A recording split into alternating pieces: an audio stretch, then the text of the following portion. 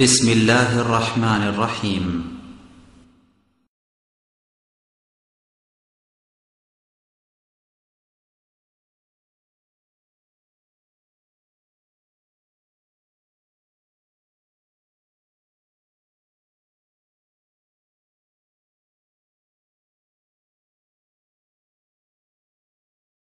السلام عليكم ورحمة الله وبركاته.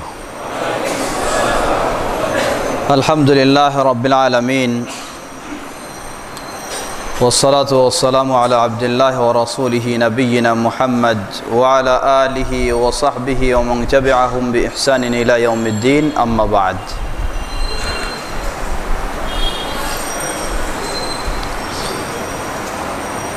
সম্মানিত মুসল্লিবৃন্দ, আপনারা সকলে অবগত রয়েছেন,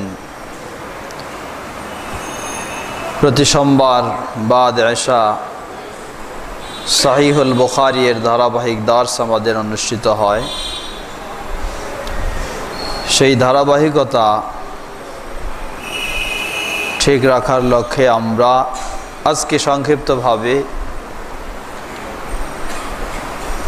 দু একটি সহিহুল বুখারীর হাদিস শুনেই আমাদের নির্দিষ্ট বিষয়কে সামনে রেখে আমরা আলোচনায় যাব ইনশাআল্লাহ। সহিহুল বুখারীর ধারাবাহিক আলোচনায় আমরা কিতাবু আল গোসল, গোসলের পর্ব আমরা আলোচনা শুনে আসছিলাম। ইমাম বুখারী রাহিমাহুল্লাহ গোসল পর্বে 14 নম্বর যে অধ্যায়টি নিয়ে এসেছেন, বাবুন মান তাতায়্যাবা সুম্মা ইগতাসালা ওয়া বাকিয়া আসারু তিবি। কোনো ব্যক্তি যদি গোসল করার পূর্বেই তার গায়ে মাথায় সুগন্ধি ব্যবহার করেন, অতঃপর গোসল করেন, গোসল শেষ করার পরেও যদি তার গায়ে সেই সুগন্ধির আসার আলামত বাকি থাকে, তাহলে তার কি হুকুম হতে পারে বা তার অবস্থা কি হতে পারে, সেই গোসল পূর্ণ হলো কি না। এ লক্ষ্যেই ইমাম বুখারী রাহিমাহুল্লাহ অধ্যায় বেঁধে তিনি হাদিস নিয়ে এসেছেন। হাদিস বর্ণনা করছেন প্রসিদ্ধ মহিলা সাহাবী উম্মুল মুমিনিন আয়েশা রাদিয়াল্লাহু তাআলা আনহা। তিনি বলছেন, আনা তায়্যাবতু রাসূলুল্লাহি সাল্লাল্লাহু আলাইহি ওয়াসাল্লাম সুম্মা তাফা ফি নিসাইহি সুম্মা আসবাহা মুহরিমা।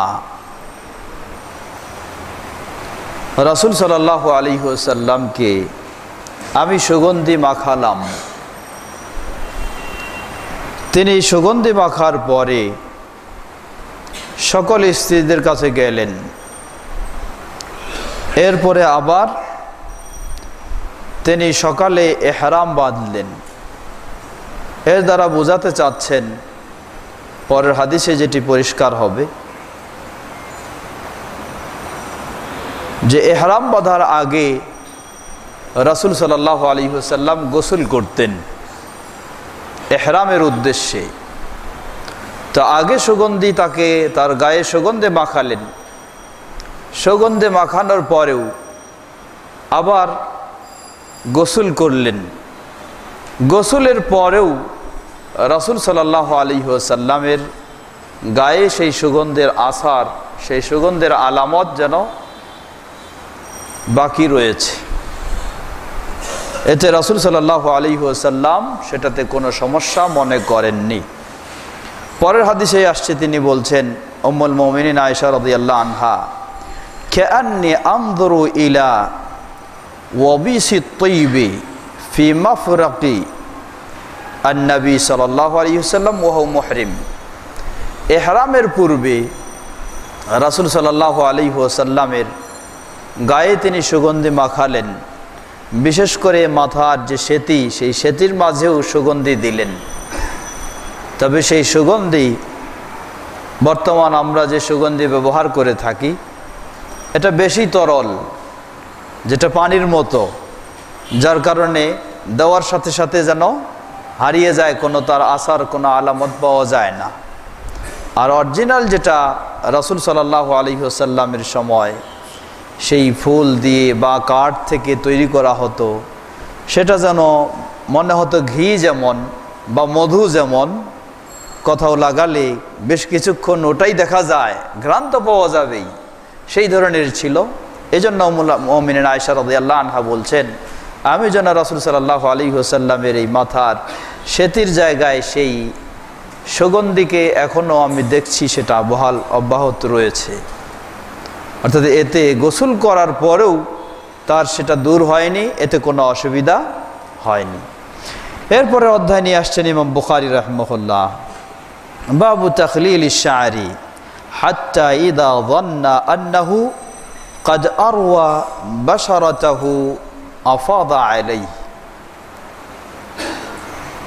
ইমাম বুখারী রাহিমাহুল্লাহ অধ্যায় নিয়ে এসেছেন তাখলিলিশ শা'r, গোসল করার সময় মাথার চুল যদি বড় থাকে ফরজ গোসলের সময়, তো এই চুলের গোড়াগুলিতে যেন ভালোভাবে পানি পৌঁছে যায়, সেজন্য প্রয়োজনে আঙ্গুল দিয়ে, মাথার হাতের আঙ্গুল দিয়ে খেলাল করতে হবে, খেলালের মতো, অর্থাৎ গড়ায় গড়ায় পানি হাত দিয়ে পৌঁছানোর চেষ্টা করতে হবে। আমরা আগেই এই প্রসঙ্গে হাদিসে আলোচনা করেছি, রাসূল সাল্লাল্লাহু আলাইহি ওয়াসাল্লামের সেই পরিবেশে পানি যথেষ্ট পরিমাণে সব সময় পাওয়া যেত না, পানির সংকট ছিল। কারণ রাসূল সাল্লাল্লাহু আলাইহি ওয়াসাল্লাম যেই পরিমাণ পানি দিয়ে গোসল করতেন, পরিমাণ কতটুকু আমরা হাদিসে পেয়েছি, 4 থেকে 5 মুদ পানি, 4 থেকে 5 মুদ, অর্থাৎ খুব বেশি হলে 3 কেজি, খুব বেশি হলে 3 কেজি পানি। এই 3 কেজি পানি দিয়ে তিনি গোসল শেষ করতেন, তাহলে হাত দিয়ে চুলের গোড়ায় পানি পৌঁছানো ছাড়া উপায় নাই, যার কারণে সেখানে হাত দিয়ে চুলের গোড়ায় পানি পৌঁছানোর চেষ্টা করতে হবে। তো অধ্যায় বেঁধেছেন ইমাম বুখারী রাহিমাহুল্লাহ, চুলের ভিতরে বা চুলের গোড়ায় হাত দিয়ে আঙ্গুল দিয়ে খেলাল করা, এই পর্যন্ত যেন নিজে বুঝতে পারে যে চুলের গোড়ায় গোড়ায় আমার পানি পৌঁছানো সম্ভব হয়েছে। তো আলহামদুলিল্লাহ, আল্লাহ সুবহানাহু ওয়া তাআলার অশেষ নিয়ামতে আমাদের দেশে পর্যাপ্ত পরিমাণ পানি, অনেক সময় পানির মাঝে আমাদেরকে ডুবেও থাকতে হয় যখন বন্যা শুরু হয়ে যায়। সুতরাং আমাদের পানি গোসলের সময় সংকট হয় না। তবে আমরা শহরে যারা বসবাস করি, অনেক সময় অনেক সংকটও দেখা দেয়।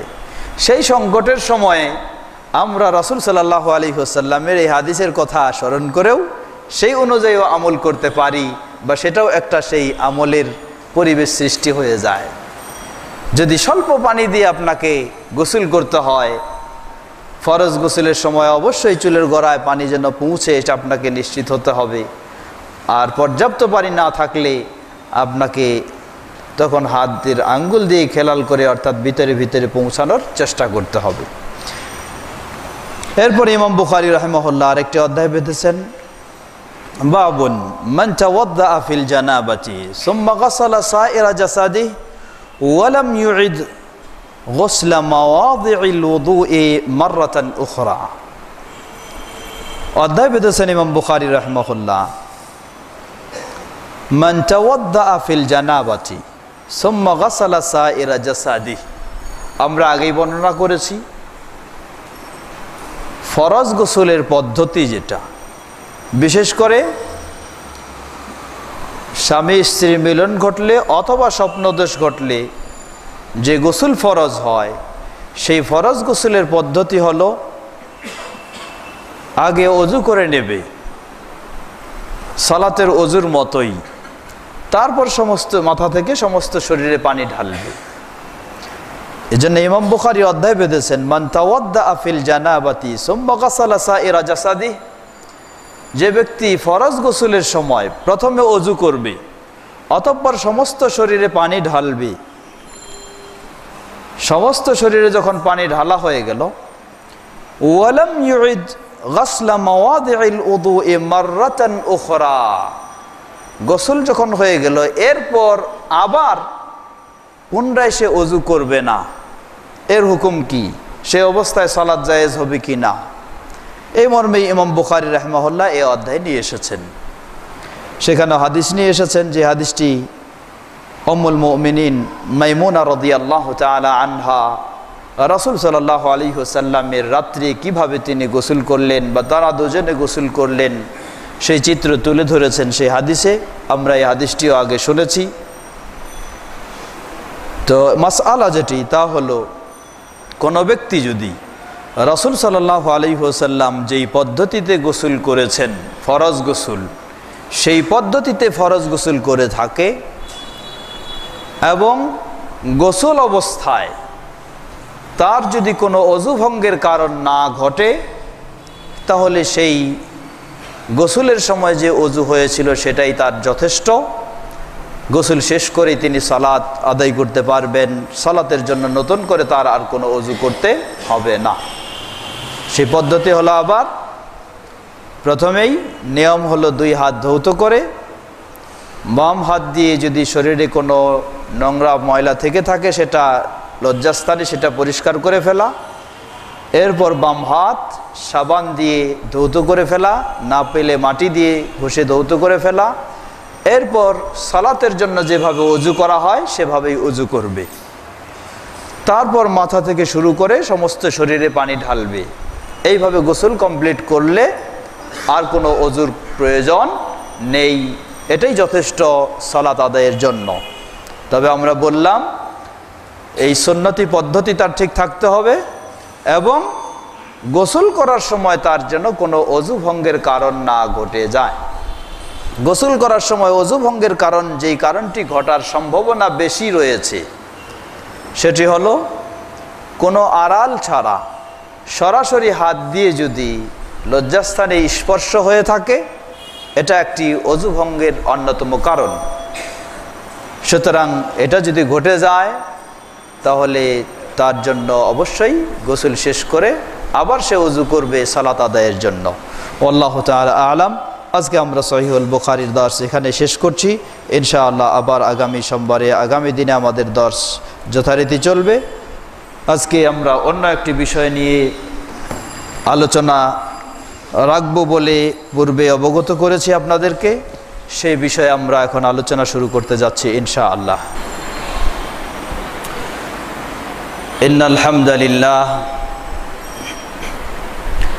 ইন্নাল হামদালিল্লাহ নাহমাদুহু ওয়া নাস্তাঈনুহু ওয়া নাস্তাগফিরুহু ওয়া নাউযু বিল্লাহি মিন শুরুরি আনফুসিনা ওয়া মিন সাইয়্যাতি আ'মালিনা ওয়া মান ইয়াহদিহিল্লাহু ফালা মুদিল্লা লাহু ওয়া মান ইউদ্লিলহু ফালা হাদিয়া লাহু ওয়া আশহাদু আন লা ইলাহা ইল্লাল্লাহু ওয়াহদাহু লা শারীকা লাহু ওয়া আশহাদু আন্না মুহাম্মাদান আবদুহু ওয়া রাসূলুহু। ইয়া আইয়ুহাল্লাযীনা আমানুত্তাকুল্লাহা হাক্কা তুকাতিহি ওয়া লা তামুতুন্না ইল্লা ওয়া আনতুম মুসলিমুন। আম্মা বা'দ, فإن خير الحديث كتاب الله وخير الهدي هدي محمد صلى الله عليه وسلم وشر الأمور محدثاتها وكل محدثة بدعة وكل بدعة ضلالة وكل ضلالة في النار. فأعوذ بالله من الشيطان الرجيم. بسم الله الرحمن الرحيم. وما آتاكم الرسول فخذوه وما نهاكم عنه فانتهوا واتقوا الله إن الله شديد العقاب. وعن أبي هريرة رضي الله تعالى عنه قال قال رسول الله صلى الله عليه وسلم كل أمتي يدخلون الجنة إلا من أبى قيل يا رسول الله ومن يأبى قال من أطاعني دخل الجنة ومن عصاني فقد أبى رواه البخاري মাদ্রাসাতুল হাদিস নাজির বাজার ঢাকা কর্তৃক আয়োজিত আজকে নাজির বাজার বড় জামি মসজিদে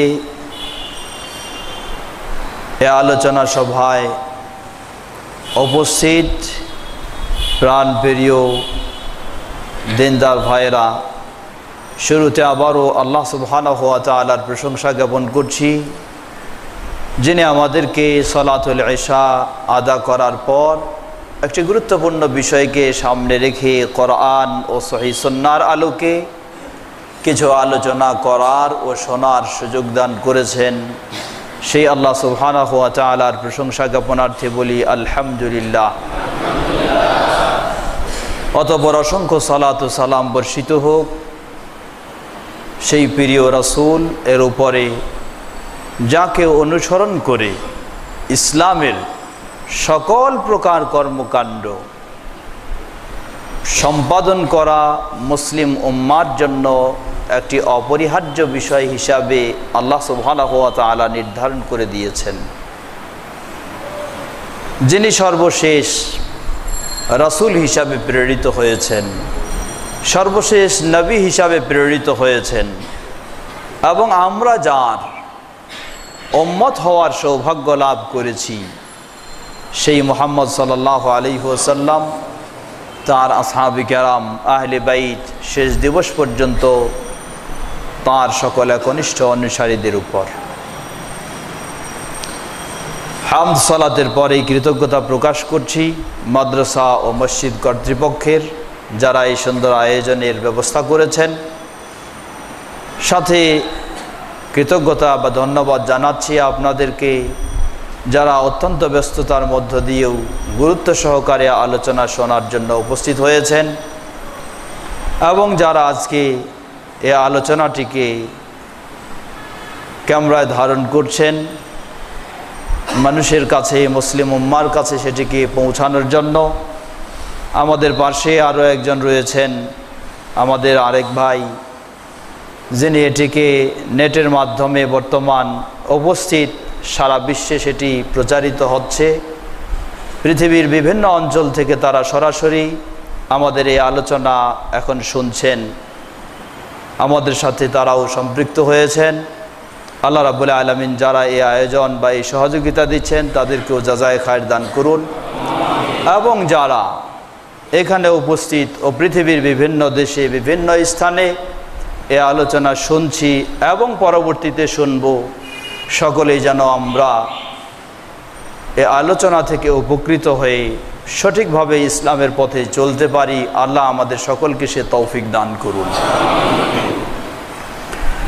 সম্মানিত ভাইরা আমার, আমরা পূর্বে অবগত হয়েছি আজকের আলোচ্য বিষয় সুন্নতে রাসূল সাল্লাল্লাহু আলাইহি ওয়াসাল্লাম ও চার ইমামের অবস্থান।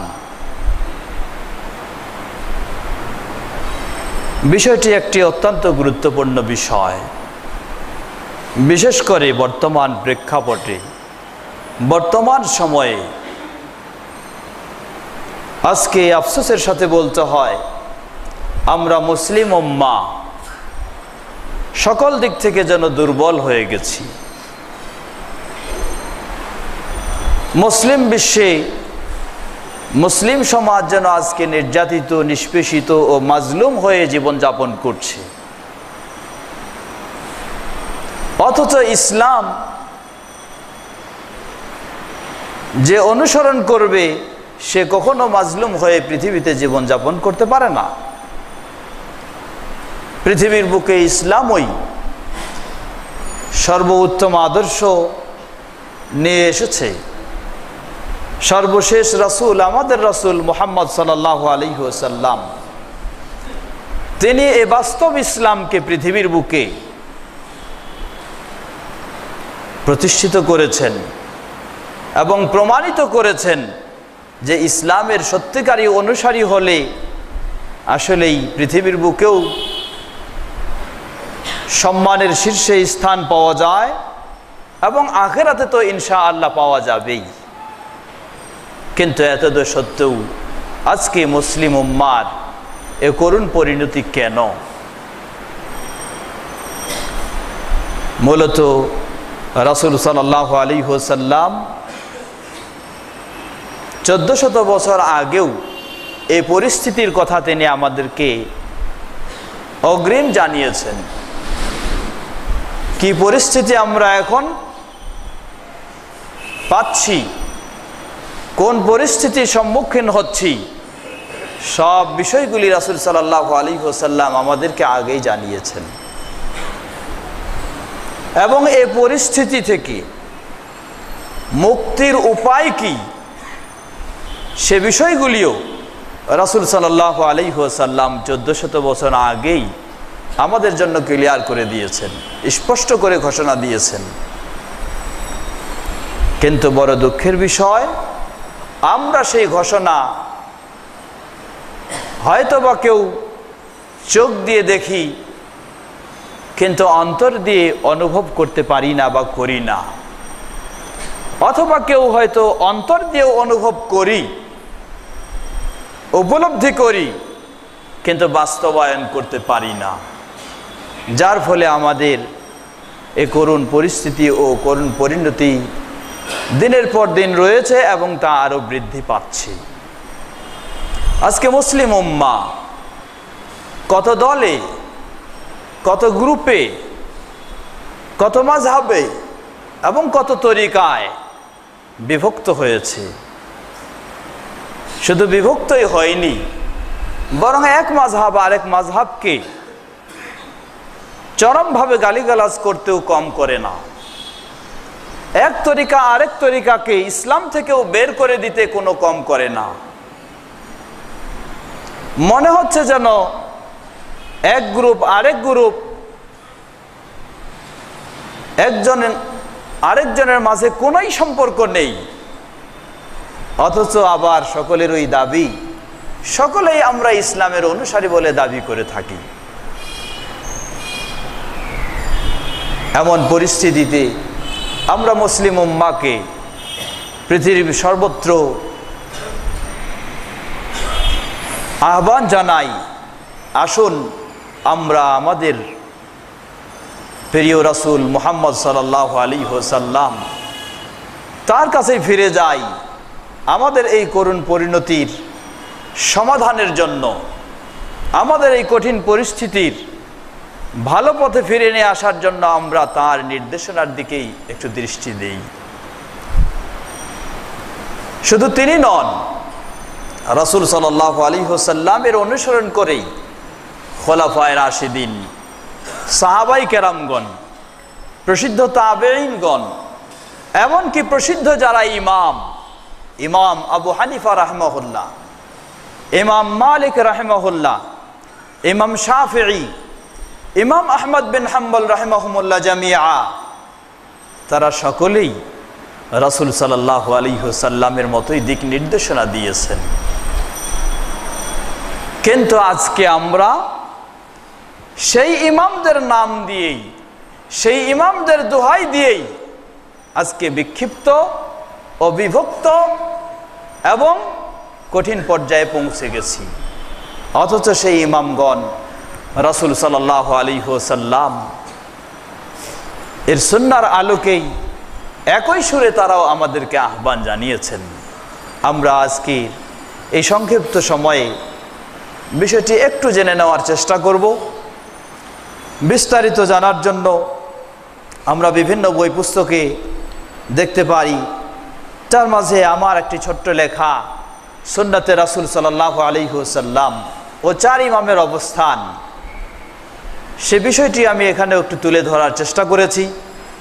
যারা আরেকটু বেশি জানার ইচ্ছা করব তাদেরকে অনুরোধ জানাবো, সুযোগ হলে বইটি সংগ্রহ করে আপনার সেখানেও বিষয়টিকে আরেকটু ভালোভাবে জেনে নেওয়ার চেষ্টা করবেন। আল্লাহ রাব্বুল আলামিন আমাদের সকলকে সে তৌফিক দান করুন। বিষয়টিকে ভালোভাবে জেনে আমরা যেন সঠিক পথে ফিরে আসতে পারি, সে তৌফিক আমাদেরকে দান করুন। আমরা যেমনইভাবে এখানে উপস্থিত রয়েছি পুরুষেরা, তেমনইভাবে আমাদের পর্দার আড়ালে মা বোনেরাও উপস্থিত রয়েছেন। তাদের সম্বোধনের কথা আমি ভুলে গেছি।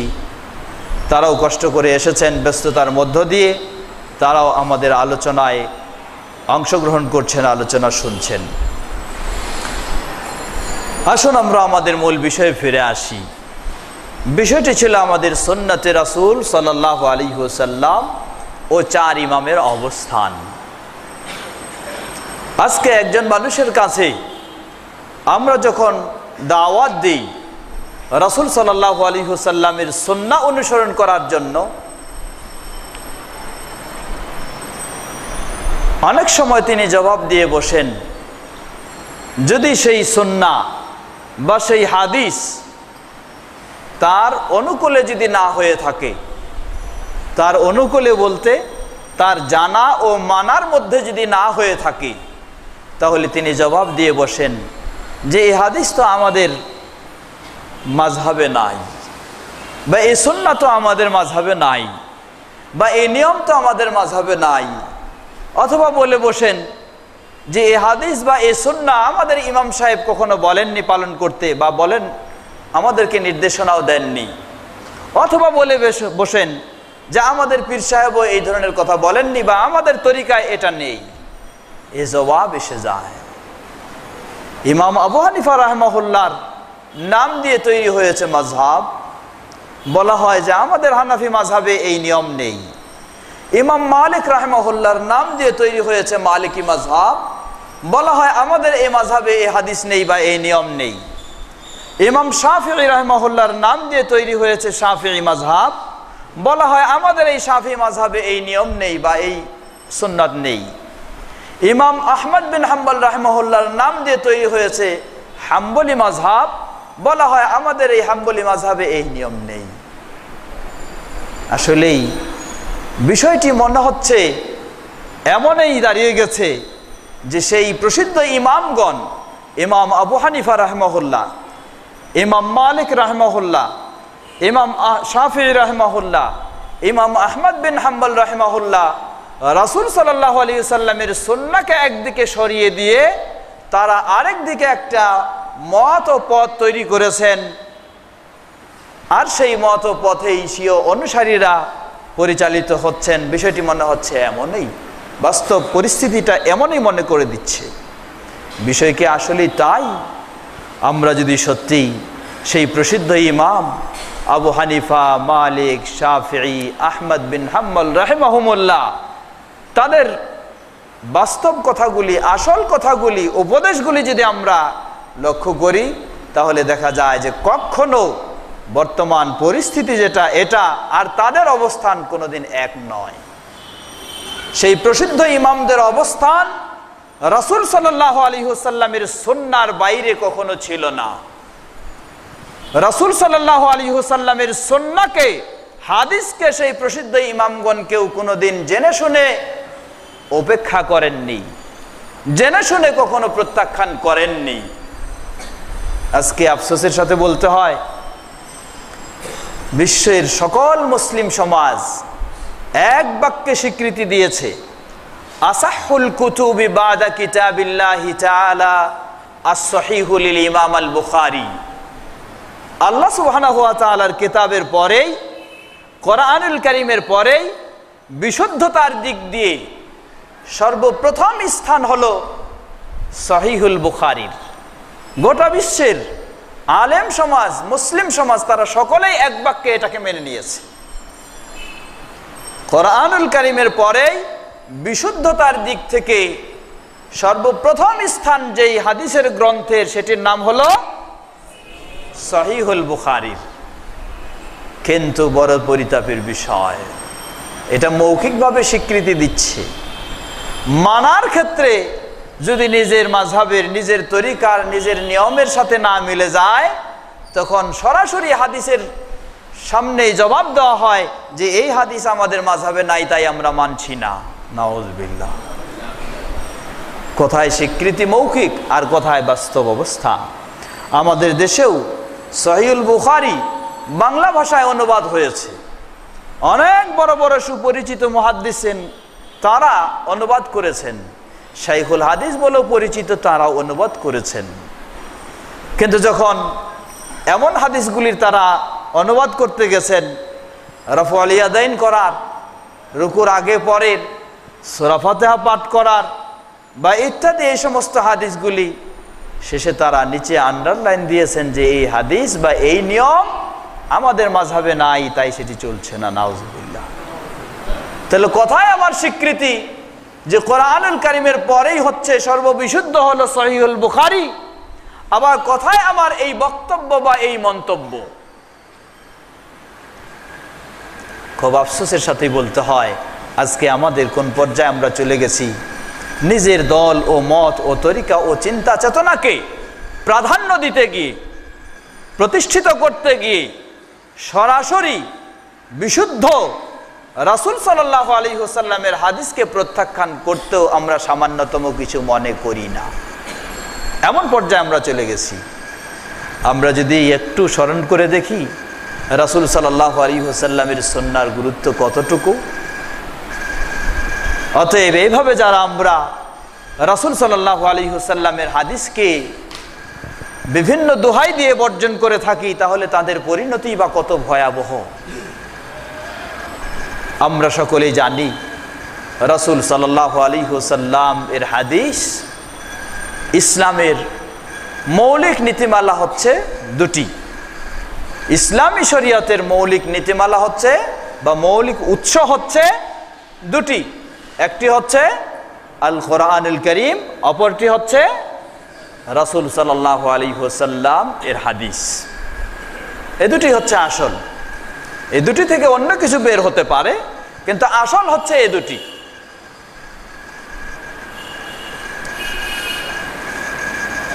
সুতরাং রাসূল সাল্লাল্লাহু আলাইহি ওয়াসাল্লামের হাদিসকে দূরে রাখার কোনো সুযোগ নেই।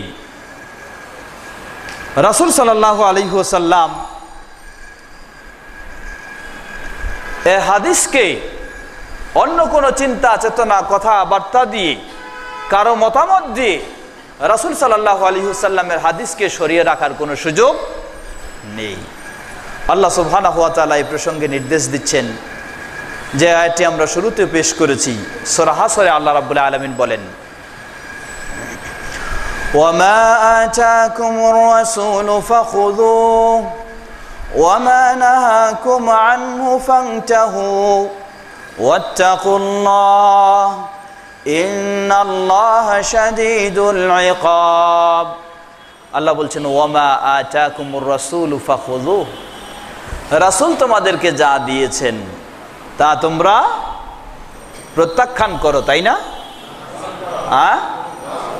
রাসূল তোমাদেরকে যা দিয়েছেন তা তোমরা গ্রহণ করো। আমার ইমাম যত বড়ই ইমাম হোক না কেন, আমার মুরব্বী যত বড়ই মুরব্বী হন না কেন, আমার পীর সাহেব যত বড়ই পীর সাহেব হন না কেন, বা আমার ওস্তাদ যত বড়ই তিনি মুহাদ্দিস মুফাসসির হন না কেন, রাসূল সাল্লাল্লাহু আলাইহি ওয়াসাল্লাম যা দিয়েছেন সেটাকেই আমাদেরকে গ্রহণ করতে হবে। অন্যের সাথে সাংঘর্ষিক যদি হয়ে থাকে সেটাকেই প্রত্যাখ্যান করতে হবে। এই নীতি হবে একজন মুসলিমের, আর এই নীতিই হচ্ছে ইমাম আবু হানিফা রাহিমাহুল্লাহর, এই নীতিই হচ্ছে ইমাম মালিক, ইমাম শাফিঈ, ইমাম আহমদ বিন হাম্বল রাহিমাহুল্লাহ। তাদের কথাগুলি, তাদের বক্তব্যগুলির আলোকে আমরা সামনে অবগত হতে পারবো ইনশাআল্লাহ। আল্লাহ বলছেন, ওয়ামা আতাকুমুর রাসূলু ফাখুযুহু, রাসূল তোমাদেরকে যা দিয়েছেন তা তোমরা গ্রহণ করো। ওয়ামা নাহাকুম আনহু ফান্তাহু, আর রাসূল তোমাদেরকে যা থেকে বাধা দিয়েছেন, নিষেধ করেছেন, তা থেকে বিরত থাকো। এরপরে আল্লাহ সুবহানাহু ওয়া তাআলা একটি মূল্যবান কথা বলছেন, ওয়াত্তাকুল্লাহ, আল্লাহকে ভয় করো, আল্লাহকে ভয় করো। তারপরে আবার বলে দিচ্ছেন, ইন্নাল্লাহা শাদীদুল ইকাব, আল্লাহ সুবহানাহু ওয়া তাআলা কঠিন শাস্তি দানকারী। আল্লাহ রাব্বুল আলামিন বললেন যে তোমাদেরকে রাসূল যা দিয়েছেন তা গ্রহণ করো, রাসূল যা নিষেধ করেছেন তা থেকে বিরত থাকো। এরপরে বলছেন ওয়াত্তাকুল্লাহ, আল্লাহকে তোমরা ভয় করো। আসলে এই কথাটি এত গুরুত্বপূর্ণ কথা। কোন ব্যক্তি যদি আল্লাহকে ভয় করে, আল্লাহর শাস্তিকে ভয় করে, তার পক্ষেই সম্ভব সব কিছু বর্জন করে রাসূল সাল্লাল্লাহু আলাইহি সাল্লামের অনুসরণ করা। আর যদি আল্লাহকে না ভয় করে, আল্লাহর শাস্তিকে না ভয় করে, তাহলে তার পক্ষে কোনোদিন সম্ভব নয় সবকিছু বর্জন করে রাসূলের অনুসরণ করা, কোনোদিন সম্ভব নয়। একটা আশ্চর্যজনক কথা শুনবেন। বিভিন্ন জন বিভিন্ন রকমের আজকে মিডিয়াতেও বক্তব্য আমরা শুনতে পাই। কিছু মিডিয়ায় আলহামদুলিল্লাহ ভালো বক্তব্য, ভালো কথা আমরা শুনতে পাই। সেগুলির মাঝে এক নম্বরই হলো বাংলা ভাষায় পিস টিভি বাংলা, যেখানে আলহামদুলিল্লাহ সপ্তাহে 6 দিনেই আমারও ধারাবাহিক প্রোগ্রাম প্রচারিত হয়, তাওহীদ এর প্রোগ্রাম। এছাড়া আরও অন্যান্য নতুন কিছু প্রোগ্রাম তারা ছেড়েছেন। আবার এখন আমাদের দেশীয় অনেকগুলি চ্যানেল রয়েছে। কোন এক চ্যানেলের সেই চ্যানেলের আলোচকগণ এমন কথা বলেন যে কথাগুলি আসলেই কোরআন সুন্নাহ থেকে বহু দূরে। যারা উপস্থাপক, যারা আলোচক, তাদেরকে আরেক ভাই যিনি চ্যানেলে ভালো কথা বলেন একটু বললেন যে আপনারা এই কথাগুলি বলছেন চ্যানেলে, আপনাদের সাথে একটু আমাদের মত বিনিময় যদি হয় তাহলে হয়তো বা কিছুটা পরিবর্তন আসতে পারে। তো যারা কোরআন সুন্নাহ থেকে বহু দূরে কথা বলেন ইসলামের নাম দিয়ে, তিনি সরাসরি বলে ফেললেন যে আমরা এই আলোচনা রেখে থাকি, এর বিনিময়ে আমরা এত পাই, যদি আরো এর চেয়ে কেউ বেশি আমাদেরকে বাড়ায় দেয় এবং সেই আলোচনা দ্বীনি আলোচনার মঞ্চে আমাদেরকে গান করতে, নাচতে বলে, সেটা আমরা করতে প্রস্তুত আছি। সরাসরি তার কথা, এটা আমি বানায় বলছি না। আল্লাহু আকবার। তাহলে এই জন্যই বলছিলাম, আল্লাহ সুবহানাহু ওয়া তাআলা বলছেন ওমা আতাকুমুর রাসূলু ফাখুযু ওমা নাহাকুম আনহু ফান্তাহু, রাসূল তোমাদেরকে যা দিয়েছেন তা গ্রহণ করো, আর যা থেকে বাধা দিয়েছেন তা থেকে বিরত থাকো। এরপরে আল্লাহ বলছেন ওয়াত্তাকুল্লাহ, তোমরা আল্লাহকে ভয় করো। যদি আল্লাহর ভয় থাকতো তাহলে এই ব্যক্তিদের কথা ও চিন্তা ও কাজ কখনো অর্থের বিনিময়ে এরকম হতো না। আল্লাহর ভয় নেই। আমরা আজকে আমাদের নিজেদেরকেও এবং সকলকে এই আহ্বানে জানাবো, সর্বপ্রথম বলবো আল্লাহ সুবহানাহু ওয়া তাআলাকে ভয় করুন। আল্লাহর কাছে আমাদেরকে ফিরে যেতে হবে, আল্লাহর কাছে আমাদেরকে জবাবদিহির সম্মুখীন হতে হবে। আল্লাহর কাছে কি জবাব দিব সেই বিষয়টি আমরা যেন আজকে এই পৃথিবীতে যতদিন বেঁচে রয়েছি ততদিন প্রস্তুতি নিতে পারি, সেই চিন্তা আমাদের সকলের হওয়া উচিত। যদি হয়ে থাকে তাহলে আসলেই বিষয়টি সহজ হয়ে যাবে। কারণ আমরা সকলে জানি আল্লাহ সুবহানাহু ওয়া তাআলার কাছে যখন উপস্থিত হব, আল্লাহ রাব্বুল আলামিনের পক্ষ থেকে কবরে বলেন আর হাসরে বলেন কখনো কোনো প্রশ্ন করা হবে না আমি কোন মাযহাবের অনুসারী ছিলাম। সারা বিশ্বের সকলেই একমত যে কিয়ামতের দিন কবর থেকে শুরু করে একেবারে শেষ পর্যন্ত কখনো কোনো মানুষকে প্রশ্ন করা হবে না আমি হানাফি মাযহাবে ছিলাম, না আমি শাফি মাযহাবে ছিলাম, না আমি মালিকি, না হাম্বলি, না অন্য কোনো মাযহাবে ছিলাম। কোনোদিন প্রশ্ন করা হবে না। সারা বিশ্বের মুসলিম সমাজ এক বাক্যে এটি স্বীকৃতি দেবে। প্রশ্ন করা কি হবে তাহলে? আমি কোন তরিকার মুরিদ ছিলাম, এটাই প্রশ্ন হইতে পারে মনে হয়। কোনদিন সারা বিশ্বের মানুষ এক বাক্যে এটাও স্বীকার করে কখনো কবর থেকে শুরু করে শেষ পর্যন্ত কোনো মানুষকে প্রশ্ন করা হবে না তুমি কোন চিস্তিয়া তরিকার মুরিদ ছিলা, না তুমি কাদেরিয়ার মুরিদ ছিলা, না তুমি নকশবন্দিয়ার মুরিদ ছিলা, না তুমি সরারদার মুরিদ ছিলা, না তুমি কিসের মুরিদ ছিলা, এটাও কোনোদিন প্রশ্ন করা হবে না। সকলে এক বাক্যে স্বীকার করে। যারা ওই তরিকাতে মুরিদ করায় তারাও জানেন, তারাও বলেন, তারাও স্বীকার করেন যে এটা কোনোদিন প্রশ্ন করা হবে না। তাহলে কেন আজকে আমরা মানুষদেরকে সেই দিকে আবদ্ধ করছি, সেই দিকে সম্পৃক্ত করছি, সেদিকে আমরা দাঁত দিয়ে কামড়ে ধরে রাখতে চাচ্ছি কেন? কিন্তু কোনো সন্দেহ নেই, আল্লাহ সুবহানাহু ওয়া তাআলার পক্ষ থেকে কবর থেকে শুরু করে পরবর্তী সর্বত্রই এ প্রশ্ন আসবেই যে আল্লাহর রাসূল সাল্লাল্লাহু আলাইহি সাল্লাম যা নিয়ে এসেছেন সেটা আমরা পালন করেছি কি না। কি বলেন, প্রশ্ন আসবে না? অবশ্যই প্রশ্ন আসবে। সারা বিশ্বের সকল মুসলিম এক বাক্যে স্বীকার করে যে রাসূল সাল্লাল্লাহু আলাইহি সাল্লাম আল্লাহর পক্ষ থেকে যা নিয়ে এসেছেন সেটা যদি আমরা গ্রহণ না করি, সেটা যদি আমরা না মানি, না পালন করি, তাহলে অবশ্যই কবর থেকে শুরু করে সর্বত্র আমাদেরকে এই প্রশ্নের সম্মুখীন হতে হবে।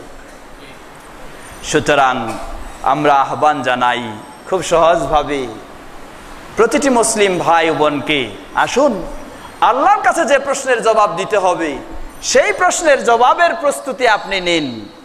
আর আল্লাহর কাছে যে প্রশ্নের কোনো কল্পনাই করা যায় না, সেই প্রশ্নের জবাবের নিয়ে বা সেই প্রশ্ন নিয়ে কখনো ব্যস্ত হবেন না।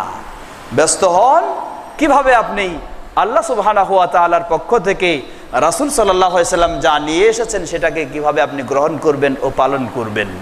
যদি এই চিন্তায় আমাদের থাকে তাহলে আজকে আমি মনে করি আমার ক্ষুদ্র জ্ঞানে আমাদের কোনো মাযহাবী, কোনো তরিকার, অন্য কোনো দলাদল ও ভেদাভেদ আমাদের মাঝে থাকতে পারে না। আল্লাহ সুবহানাহু ওয়া তাআলা রাসূল সাল্লাল্লাহু আলাইহি ওয়াসাল্লামের সুন্নাহর গুরুত্ব দিতে গিয়ে কত কঠিনভাবেই বলছেন আল্লাহ রাব্বুল আলামিন। আজকে আমরা আমাদের সামনে যখন রাসূল সাল্লাল্লাহু আলাইহি ওয়াসাল্লামের কোনো সিদ্ধান্ত উপস্থাপন করা হয়, আমরা রাসূল সাল্লাল্লাহু আলাইহি ওয়াসাল্লামের সিদ্ধান্তকে কিভাবে আমরা প্রত্যাখ্যান করি। আমরা বলি যে অমুকে বলেছে, তমুকে বলেছে, অতএব এটা মানতে পারি না। আল্লাহর রাসূল সাল্লাল্লাহু আলাইহি ওয়াসাল্লামের সিদ্ধান্তকে যদি এভাবে প্রত্যাখ্যান করি, তার পক্ষে কোনোদিন সে ব্যক্তির পক্ষে মুমিন হওয়া সম্ভব হতে পারে না। এ কথা আমার নয়, এ কথা যিনি আমার ঈমানের মূল্যায়ন করবেন, যিনি আমার ঈমানকে গ্রহণ করবেন, যিনি আমার ঈমানকে সঠিক না ভুল বলে সার্টিফিকেট দেবেন, সেই আল্লাহ সুবহানাহু ওয়া তাআলার এই কথা। আল্লাহ রাব্বুল আলামিন বলেন, ফালা ওয়া রাব্বিকা লা ইউমিনুন হাত্তা ইউহাক্কিমুকা ফীমা শাজারা বাইনাহুম সুম্মা লা ইয়াজিদু ফী আনফুসিহিম হারাজাম মিম্মা কাদাইত ওয়া ইউসাল্লিমু তাসলিমা। সূরা নিসা 65 নম্বর আয়াতে আল্লাহ সুবহানাহু ওয়া তাআলা বলছেন, ভালোভাবে খেয়াল করবেন। আল্লাহ বলছেন, ফালা ওয়া রাব্বিকা লা ইউমিনুন, তোমার রবের কসম করে বলছি, লা ইউমিনুন, তারা ঈমানদার নয়।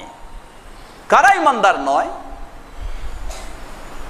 হাত্তা ইউহাক্কিমুকা ফীমা শাজারা বাইনাহুম, যতক্ষণ না তারা তাদের মাঝে পারস্পরিক যে দ্বন্দ্ব ও বিবাদ সেটার সমাধানের জন্য তোমাকে গ্রহণ না করে নেয়, ততক্ষণ পর্যন্ত তারা ঈমানদার নয়। আল্লাহ সুবহানাহু ওয়া তাআলা কসম করে বলতেছেন।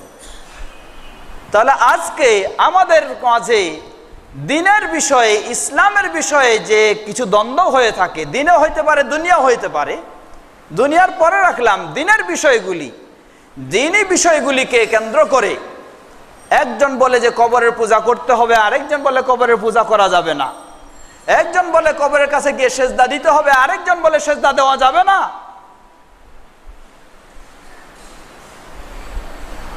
একজন বলে পীর সাহেব ধরা ছাড়া ঈমান থাকবে না, আরেকজন বলে পীর সাহেব ধরলে ঈমান থাকবে না।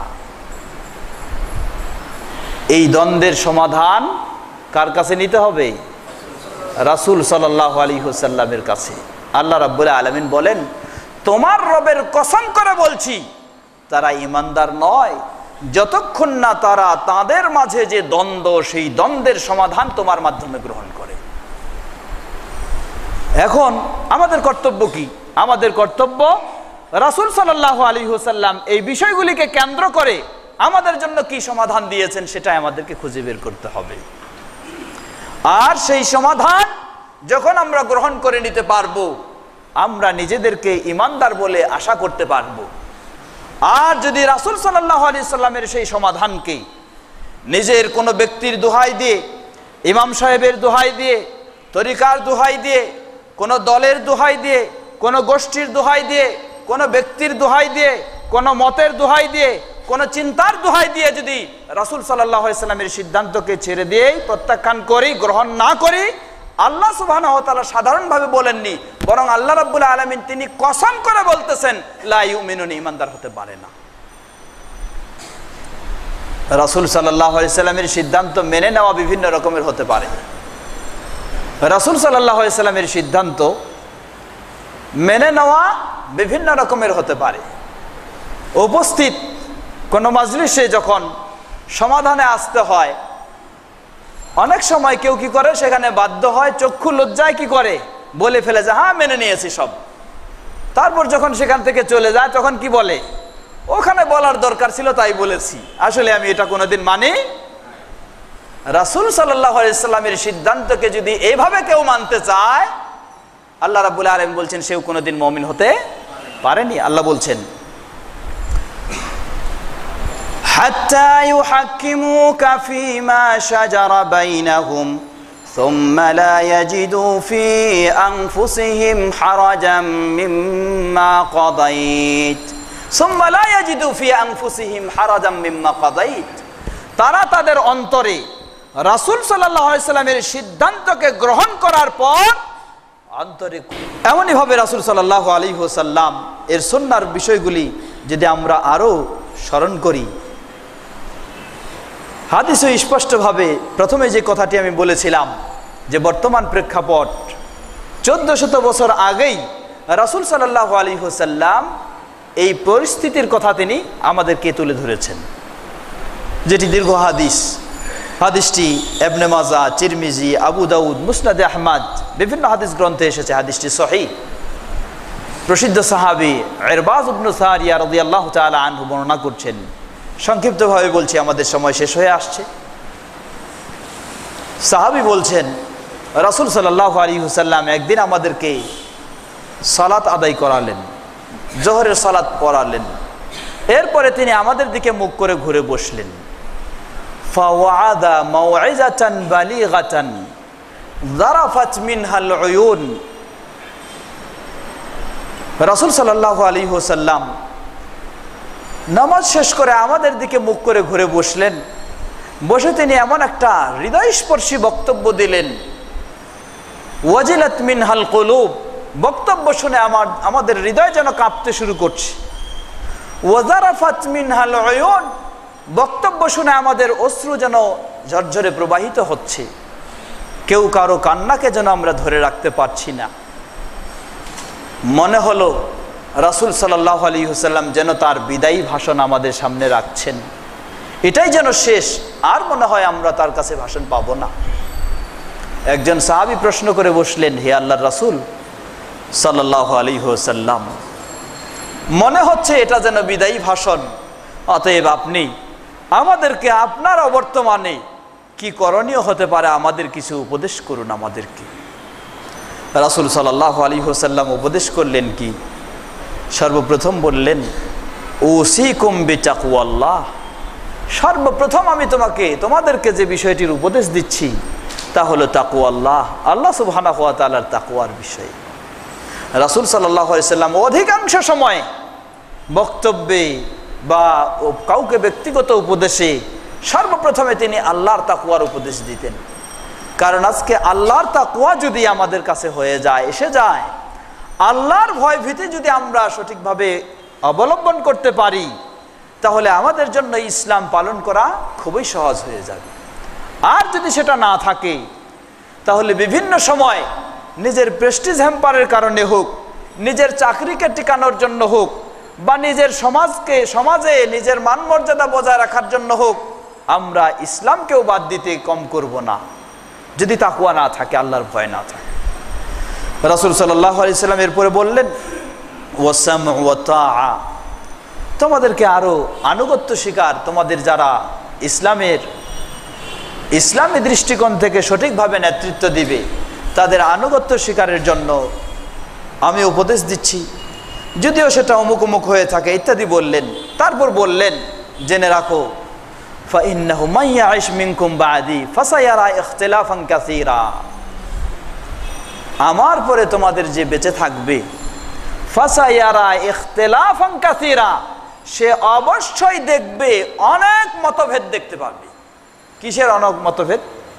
রাজনৈতিক ফিল্ডে 101টা দল দেখতে পাবে, সেটা পরের বিষয়, সেটা কথা বলেন নাই, সেগুলি তো অসম্ভব নয়। বরং ইসলামের ব্যাপারে 101টা দল 101টা মত দেখতে পাবে। বললেন যে মাইয়াশ মিনকুম বাদি ফাসায়ারা ইখতিলাফান কাসীরা, আমার পরে যারা বেঁচে থাকবে, যতদিন বেঁচে থাকুক কিয়ামত পর্যন্ত, ফাসায়ারা ইখতিলাফান কাসীরা, ইসলামের ব্যাপারে অনেক মতামত দেখতে পাবে। এই পীর সাহেবের ফতোয়া এই আলেমের ফতোয়া এই মুহাদ্দিসের ফতোয়া এই ইমাম সাহেবের ফতোয়া এই মাযহাবে এই তরিকায় বহু মতভেদ দেখতে পাবে। তাহলে আজকের এই চিত্র যেন রাসূল সাল্লাল্লাহু আলাইহি ওয়াসাল্লাম 1400 বছর আগে আমাদেরকে জানিয়ে দিয়েছেন যে এই পরিস্থিতি দাঁড়াবে। কিন্তু আল্লাহু আকবার, রাসূল সাল্লাল্লাহু আলাইহি ওয়াসাল্লাম সমস্যার কথা বলেই যদি ছেড়ে দিতেন, তাহলে আমরা বিভিন্নজন বিভিন্ন রকমের সমাধান নিয়ে আসার চেষ্টা করতাম। কিন্তু রাসূল সাল্লাল্লাহু আলাইহি ওয়াসাল্লাম শুধু সমস্যার কথা বলে ছেড়ে দেননি, তিনি সমস্যার কথা উল্লেখ করেছেন এবং এই সমস্যার সমাধান কি হতে পারে, এই কঠিন প্রেক্ষাপটে আমাদের পথ কি হতে পারে, আমাদের মত কি হতে পারে, আমাদের করণীয় কি হবে, সেই বিষয়টিও রাসূল সাল্লাল্লাহু আলাইহি ওয়াসাল্লাম 1400 বছর আগেই তিনি উল্লেখ করেছেন।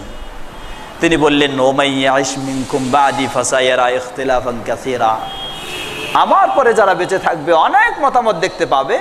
ফলে কি করবে? ফাআলাইকুম বিসুন্নতি ওয়া সুন্নতি আল খুলাফা আর রাশিদিন, তোমাদের জন্য ফরজ, অপরিহার্য কর্তব্য, আমার সুন্নাহকে তোমরা আঁকড়ে ধরবে। রাসূল সাল্লাল্লাহু আলাইহি ওয়াসাল্লামের সুন্নাহকে আঁকড়ে ধরতে হবে। ওয়া সুন্নাতুল খুলাফা আর রাশিদিন, এবং খোলাফায়ে রাশিদিনের যে সুন্নাহ, সেই সুন্নাহকে আঁকড়ে ধরবে। কিভাবে বলছেন রাসূল সাল্লাল্লাহু আলাইহি ওয়াসাল্লাম? কথাগুলি ভালোভাবে খেয়াল করবেন। তামাসসাকু বিহা, এই সুন্নাহকে তোমরা শক্ত করে আঁকড়ে ধরো। ওয়া আযু আলাইহা বিন নওয়াজিজ, এবং নওয়াজিজ বলা হয় এই ভিতরের দাঁতগুলি, এই ভিতরের দাঁতগুলি দিয়ে তোমরা রাসূলের সুন্নাহকে সেই সময় দাঁত দিয়ে কামড়ে ধরো। কেন এত কঠিনভাবে বললেন? এত কঠিনভাবে বলার কারণ বোঝা যায় যে সহজে সুন্নাহর উপর থাকা সম্ভব হবে না। বহু দিক দিয়ে বহু রকমের ব্যাখ্যা আসবে, বহু দিক দিয়ে বহু রকমের মত আসবে, পথ আসবে, যেই সময়ে আপনি সঠিকভাবে সুন্নাহকে ধরে রাখাটা আপনার জন্য খুব কঠিন। তাই বললেন যে দাঁত দিয়ে তোমরা খালি এমনি আঁকড়ে ধরো না, দাঁত দিয়েও তোমরা কামড়ে ধরো, অর্থাৎ খুব কঠিনভাবে সুন্নাহকে আঁকড়ে ধরতে হবে। শুধু সুন্নাহ আঁকড়ে ধরার কথা বলেননি, সাথে সাথে আরো তিনি সতর্ক করলেন। কি বললেন? ওয়া ইয়াকুম ওয়া মুহদাসাতিল উমুর, আর তোমাদেরকে সতর্ক সাবধান করছি মুহদাসাতিল উমুর, ইসলামের নাম দিয়ে নতুন নতুন অনেক কিছু তৈরি করা হবে, সেগুলি থেকে তোমাদেরকে সতর্ক সাবধান করছি। সেগুলি কি? ফাইন্না কুল্লা মুহদাসাতিন বিদআহ, কারণ যত রকমের নতুন ইসলামের নামে আবিষ্কার করা হবে সবগুলি কি? বিদআহ। আল্লাহর রাসূল সাল্লাল্লাহু আলাইহি ওয়াসাল্লাম বললেন যত নতুন হবে সবগুলি বিদআহ। ওয়া কুল্লা বিদআতিন দালালাহ, আর যতগুলি বিদআত হবে সবগুলি কি? হেদায়েত, তাই না? আল্লাহর রাসূল সাল্লাল্লাহু আলাইহি ওয়াসাল্লাম এইভাবে ঘোষণা দিয়ে গেলেন। আজকে আরবির পণ্ডিত হয়েও, আরবি ভাষা জানেও তথাকথিত কিছু আলেম সমাজ বলেন যে বেদাত হলো দুই ভাগে বিভক্ত, একটা হলো ভালো বেদাত, আর একটা হলো কি? খারাপ বেদাত। একটা বেদাতে হাসানা আর একটা বেদাতে সাইয়্যা। অথচ রাসূল সাল্লাল্লাহু আলাইহি সাল্লাম এই যারা আজকে বেদাতে হাসানা ও সাইয়্যা ভাগ করছেন, এই প্রেক্ষাপটকেই সামনে রেখে রাসূল সাল্লাল্লাহু আলাইহি সাল্লাম 1400 বছর আগে উপদেশ দিয়ে গেলেন কুল্লা বিদআতিন দালালা, যত রকমের বেদাত সবগুলি হলো দালালা, পথভ্রষ্টতা, সবগুলি গুমরাহি, পথভ্রষ্টতা। এই মেম্বারেই রাসূল সাল্লাল্লাহু আলাইহি সাল্লাম খুতবা যখন দিতেন, মসজিদে মেম্বারে দাঁড়িয়ে রাসূল সাল্লাল্লাহু আলাইহি সাল্লাম এই কথাগুলিকে সর্বপ্রথমে স্মরণ করতেন। আর এই দলালা, পথভ্রষ্টতা মানুষকে নিয়ে যাবে জান্নাতের দিকে, তাই না? স্পষ্টভাবে বলে দিলেন, ওয়া কুল্লু দালালাতিন ফিন্নার। আর এই পথভ্রষ্টতা নিয়ে যাবে মানুষকে জাহান্নামের দিকে, নাউযুবিল্লাহ। তাহলে আজকে এই বর্তমান প্রেক্ষাপটে যখন আমরা দেখতেছি, বিষয়টি ভালো করে হাদিসটি খেয়াল করবেন, এখন আমরা দেখছি যে অসংখ্য ইসলামের নামে মত তৈরি হয়েছে। কি বলেন, হয়েছে না? তাহলে এই অসংখ্য মত তৈরি হওয়ার ক্ষেত্রে কি করণীয়? সব মতগুলিকে দূরে সরিয়ে দিয়ে রাসূল সাল্লাল্লাহু আলাইহি সাল্লামের আসল সুন্নাহ কোথায় সেটা আপনাকে বের করে নিয়ে এসে দাঁত দিয়ে কামড়ে ধরতে হবে। তাহলে সম্ভব হবে ইসলামের উপর থাকা। আর যদি না পারি তাহলে সব কঠিন। এখানে সতর্ক করে দিলেন, ওয়া কুল্লু মুহদাসাতিন বিদআহ, কুল্লু মুহদাসাতিন বিদআহ। যত রকমের ইসলামের নাম দিয়ে নতুন কিছু তৈরি হয়েছে সবগুলি কি? বেদাত। আর বেদাতই হলো পথভ্রষ্টতা। তাহলে আজকে বর্তমান প্রেক্ষাপটে আমাদের কিছু ভাইয়েরা সাধারণ মানুষের জন্য ফরজ করে দিয়েছেন, 4টি মাযহাবের যে কোনো একটি মানতেই হবে, ফরজ করে দিয়েছেন না?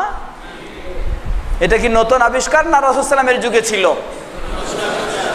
তাহলে রাসূল সাল্লাল্লাহু আলাইহি সাল্লাম এই হাদিসেই বলে দিচ্ছেন যে সেই সময়ে যেগুলি ছিল না, নতুন ইসলামের নাম দিয়ে তৈরি হয়েছে, সেগুলি হলো নতুন আবিষ্কৃত বিষয়। আর সেগুলির নামে হলো কি? বেদাত। আর বেদাতেই হলো মানুষকে পথভ্রষ্টতার দিকে নিয়ে যাবে। সুতরাং আমরা বিনয়ের সাথে আহ্বান জানাই, অনুরোধ জানাই, যারা এ ধরনের নতুন ইসলামের নাম দিয়ে কিছু তৈরি করে নিয়ে মাযহাব হোক, তরিকা হোক, আর কিছু হোক, মানুষের জন্য এগুলি ফরজ করে দিচ্ছেন, তারা কোনো সন্দেহ নাই মানুষকে বেদাতের দিকে আহ্বান জানাচ্ছেন, মানুষকে রাসূলের সুন্নাহ থেকে দূরে সরে রাখছে, মানুষকে তারা গুমরাহির দিকে আহ্বান জানাচ্ছেন।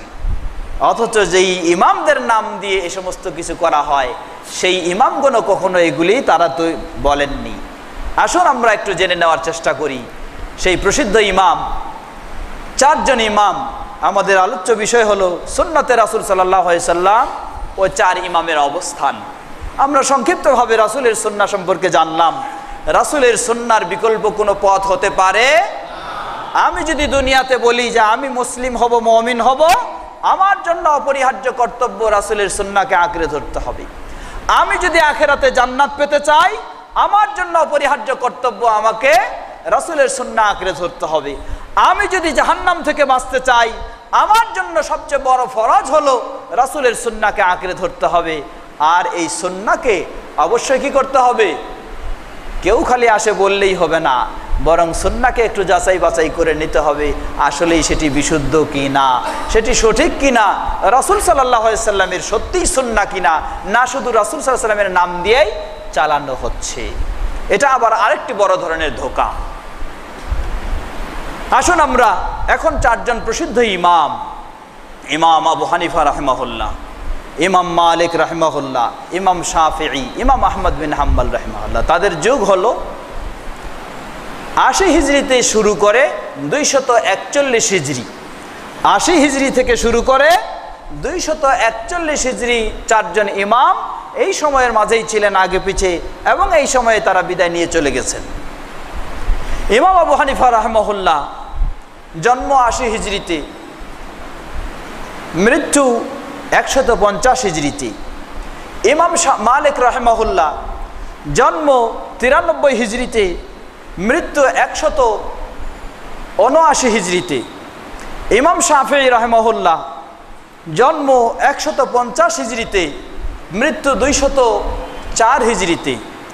ইমাম আহমদ বিন হাম্বল রাহিমাহুল্লাহ জন্ম 164 হিজরিতে, 164 হিজরিতে, মৃত্যু 241 হিজরিতে। এই সময়ের মাঝেই 4 জন প্রসিদ্ধ ইমাম তারা এসেছেন এবং বিদায় নিয়ে চলে গেছেন। আমরা সব সময় প্রতিটি মুসলিমের জন্য কর্তব্য হলো এই প্রসিদ্ধ ইমাম 4 জন, আরও যারা রয়েছেন, তারা ইসলামে যে অবদান রেখেছেন সেই অবদানের জন্য সব সময় তাদেরকে শ্রদ্ধার সাথে স্মরণ করতে হবে এবং তাদের জন্য দোয়া করতে হবে। এটি প্রতিটি মুমিনের একটি ঈমানি দায়িত্ব।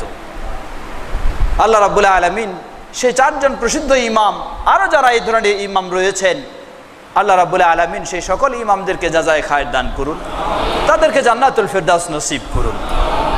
আমরা সব সময় সেই ইমামদের প্রতি শ্রদ্ধার সাথেই তাদের বিষয়েও কথা বলবো। আমাদের কেউ কেউ দেখা যায় তার জ্ঞানের স্বল্পতার জন্যই হোক বা অতি আবেগের কারণে হোক, এ ধরনের ইমামদের বা ব্যক্তিদেরকে কেন্দ্র করে কিছু কথা বলার সময় অশালীন কিছু ভাষাও ব্যবহার করে থাকে, অমার্জিতভাবে কথা বলে থাকে। এটি কখনো কোনো মুসলিমের জন্য শোভা পায় না।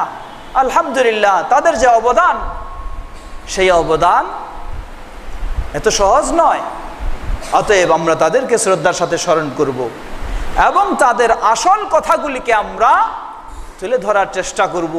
তারা যেভাবে মুসলিম উম্মাহকে দিক নির্দেশনা দিয়েছেন, সেভাবে আমরা তাদের কথাগুলি মানুষের কাছে পৌঁছে দেওয়ার চেষ্টা করব। আসুন, আফসোসের সাথে বলতে হয়, ইমাম আবু হানিফা রাহিমাহুল্লাহর নাম দিয়ে আজকে অনেক কিছু ছড়ানো হয়। ইমাম শাফিও একই, ইমাম মালিকও একই, ইমাম আহমদ বিন হাম্বল রাহিমাহুল্লাহও একই। তাদের নাম দিয়ে অনেক ছড়ানো হয়। সবচেয়ে বেশি অবাস্তব কথা ও কাজ ছড়ানো হয় ইমাম আবু হানিফা রাহিমাহুল্লাহর নাম দিয়ে। তারপর তুলনামূলক তিনি হলেন ইমাম মালিক রাহিমাহুল্লাহ, তারপর ইমাম শাফি রাহিমাহুল্লাহ, সবচেয়ে তুলনামূলক কম হলো ইমাম আহমদ বিন হাম্বল রাহিমাহুল্লাহ। এর কারণ কি? এর একটা বাস্তব কারণ রয়েছে। বাস্তব কারণ হলো এই, সেই প্রসিদ্ধ 4 জন ইমাম, তাদের মাঝে হাদিসের ক্ষেত্রে সবচেয়ে বড় যাদের যত বেশি অবদান, বাস্তব অবদান রয়েছে, তাকে কেন্দ্র করে তত বেশি কথা বলার সুযোগ হয় নাই। ইমাম আহমদ বিন হাম্বল রাহিমাহুল্লাহ তার সংকলিত হাদিসের গ্রন্থ মুসনাদে ইমাম আহমদ, যেখানে 25,000 হাদিসের সমাবেশ, যে কিতাবে,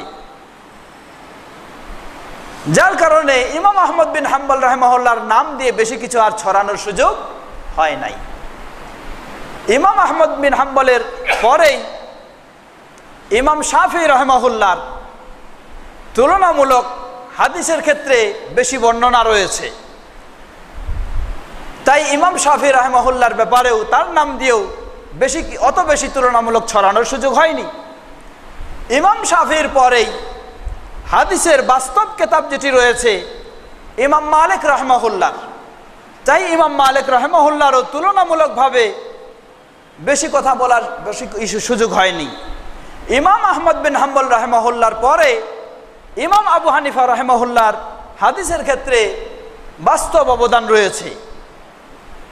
অর্থাৎ হাদিসের ক্ষেত্রে বাস্তব অবদান সবচেয়ে কম ইমাম আবু হানিফা রাহিমাহুল্লাহর। এটা বলে আমরা কখনো ইমাম আবু হানিফা রাহিমাহুল্লাহকে ছোট করছি না, বরং যে বিষয়টা বলতে চাচ্ছি তা হলো, ইমাম আবু হানিফা রাহিমাহুল্লাহর যদি ইমাম আহমদ বিন হাম্বল রাহিমাহুল্লাহর মতো 25,000 হাদিসের কোনো গ্রন্থ থাকতো, তাহলে মানুষেরা ইমাম আবু হানিফা রাহিমাহুল্লাহর নাম দিয়ে বিভিন্ন কিছু ছড়ানোর সুযোগ পেত না। তার কিতাবের উপরেই নির্ভর করত, তার সংকলিত হাদিসের কিতাবের উপরেই। কিন্তু যেহেতু ইমাম আবু হানিফা রাহিমাহুল্লাহর মুসনাদে ইমাম আবু হানিফা রাহিমাহুল্লাহ বলে একটি বলা হয়, সেখানে সীমিত কিছু হাদিস, তো এই ক্ষেত্রে কম হওয়ার কারণে ইমাম আবু হানিফা রাহিমাহুল্লাহর ব্যাপারে তার নাম দিয়ে যত রকমের যার মন চায় সেভাবে বর্ণনা করা হয়। এমনকি প্রসিদ্ধ ইমামদের ফজিলত বর্ণনা করার ক্ষেত্রেও এমন অবাস্তব কথাগুলি বর্ণনা করা হয় যেটি কখনো সেই ইমামদের জন্য শোভা পায় না। উদাহরণস্বরূপ, ইমাম আবু হানিফা রাহিমাহুল্লাহর ফজিলত বর্ণনা করতে গিয়ে বলা হয় যে তিনি একাধারে এশার ওযু দিয়ে ফজরের সালাত আদায় করেছেন কত বছর? 40 বছর। এটি একটি অবাস্তব কথা ছাড়া আর কিছুই নয়। এজন্য ইমাম ফিরোজাবাদী এবং আপনার আব্দুল হাই লখনবী রাহিমাহুল্লাহ, তারা এই কথাটা কঠোরভাবে প্রতিবাদ করেছেন। কেন প্রতিবাদ করেছেন কঠোরভাবে? যদি কেউ বলে যে ইমাম আবু হানিফা রাহিমাহুল্লাহ একাধারে 40 বছর এশার উজু দিয়ে তিনি ফজর আদায় করেছেন, তাহলে কয়েকটা দুর্বলতা তার প্রমাণিত হয়ে যায়। প্রথম দুর্বলতা, উত্তম হলো প্রতি অজুর জন্য কি করা, প্রতি সালাতের জন্য অজু করে সালাত আদায় করা, সেটা উত্তম, সহিহ হাদিসে প্রমাণিত। তাহলে ইমাম আবু হানিফা রাহিমাহুল্লাহ 40 বছর তিনি ফজরের সালাত আদায় করেছেন বাসি অজু দিয়ে, টাটকা অজু দিয়ে নয়। তাহলে এটা ইমাম আবু হানিফা রাহিমাহুল্লাহর জন্য প্রশংসার কথা নয়। ইমাম আবু হানিফা রাহিমাহুল্লাহ যদি 40 বছর এশা থেকে ফজর পড়ে থাকেন, রাসূল সাল্লাল্লাহু আলাইহি সাল্লাম কঠোরভাবে নিষেধ করেছেন সারা রাত্রি জেগে থাকতে, এবং সারা রাত্রি জেগে জেগে কেউ যদি সালাত আদায় করতে চায়, রাসূল সাল্লাল্লাহু আলাইহি সাল্লাম সাহাবীকে কঠিন প্রতিবাদ করলেন। যেই সাহাবী প্রতিজ্ঞা করেছিলেন যে আমার জীবনে আমি আর কখনো রাত্রিতে ঘুমাবো না, সারা রাত্রি আমি ইবাদত করে কাটাবো, সেই সাহাবীকে কঠিনভাবে প্রতিবাদ করলেন রাসূল সাল্লাম, এবং তাকে বললেন যে এটাই হলো আমার সুন্নত, রাত্রির কিছু অংশ ঘুমাতে হবে, কিছু অংশ ইবাদত করতে হবে, আমার এই সুন্নাহ যে বর্জন করবে সে আমার মধ্যে নয়। এটা সাহাবীকে প্রতিবাদ করে বললেন রাসূল সাল্লাম। তাহলে রাসূলের সুন্নাহ অনুযায়ী বোঝা যায় সারা রাত্রি জেগে জেগে ইবাদত করা জায়েজ নেই। রমজানের শেষ দশকের বিষয়টি ভিন্ন বিষয়, এছাড়া গোটা বছরের সারা রাত্রি আপনি জেগে জেগে সারা রাত্রি ঘুম নষ্ট করে জাগবেন, এটি জায়েজ নেই। তাহলে ইমাম আবু হানিফা রাহিমাহুল্লাহর ফজিলত বর্ণনা করতে গিয়ে তার কাছে একটি নাজায়েজ কাজ আমরা তাকে জড়িয়ে দিলাম, এটি কখনোই সঠিক নয়। এমনই ভাবে আরো অনেক বিষয়।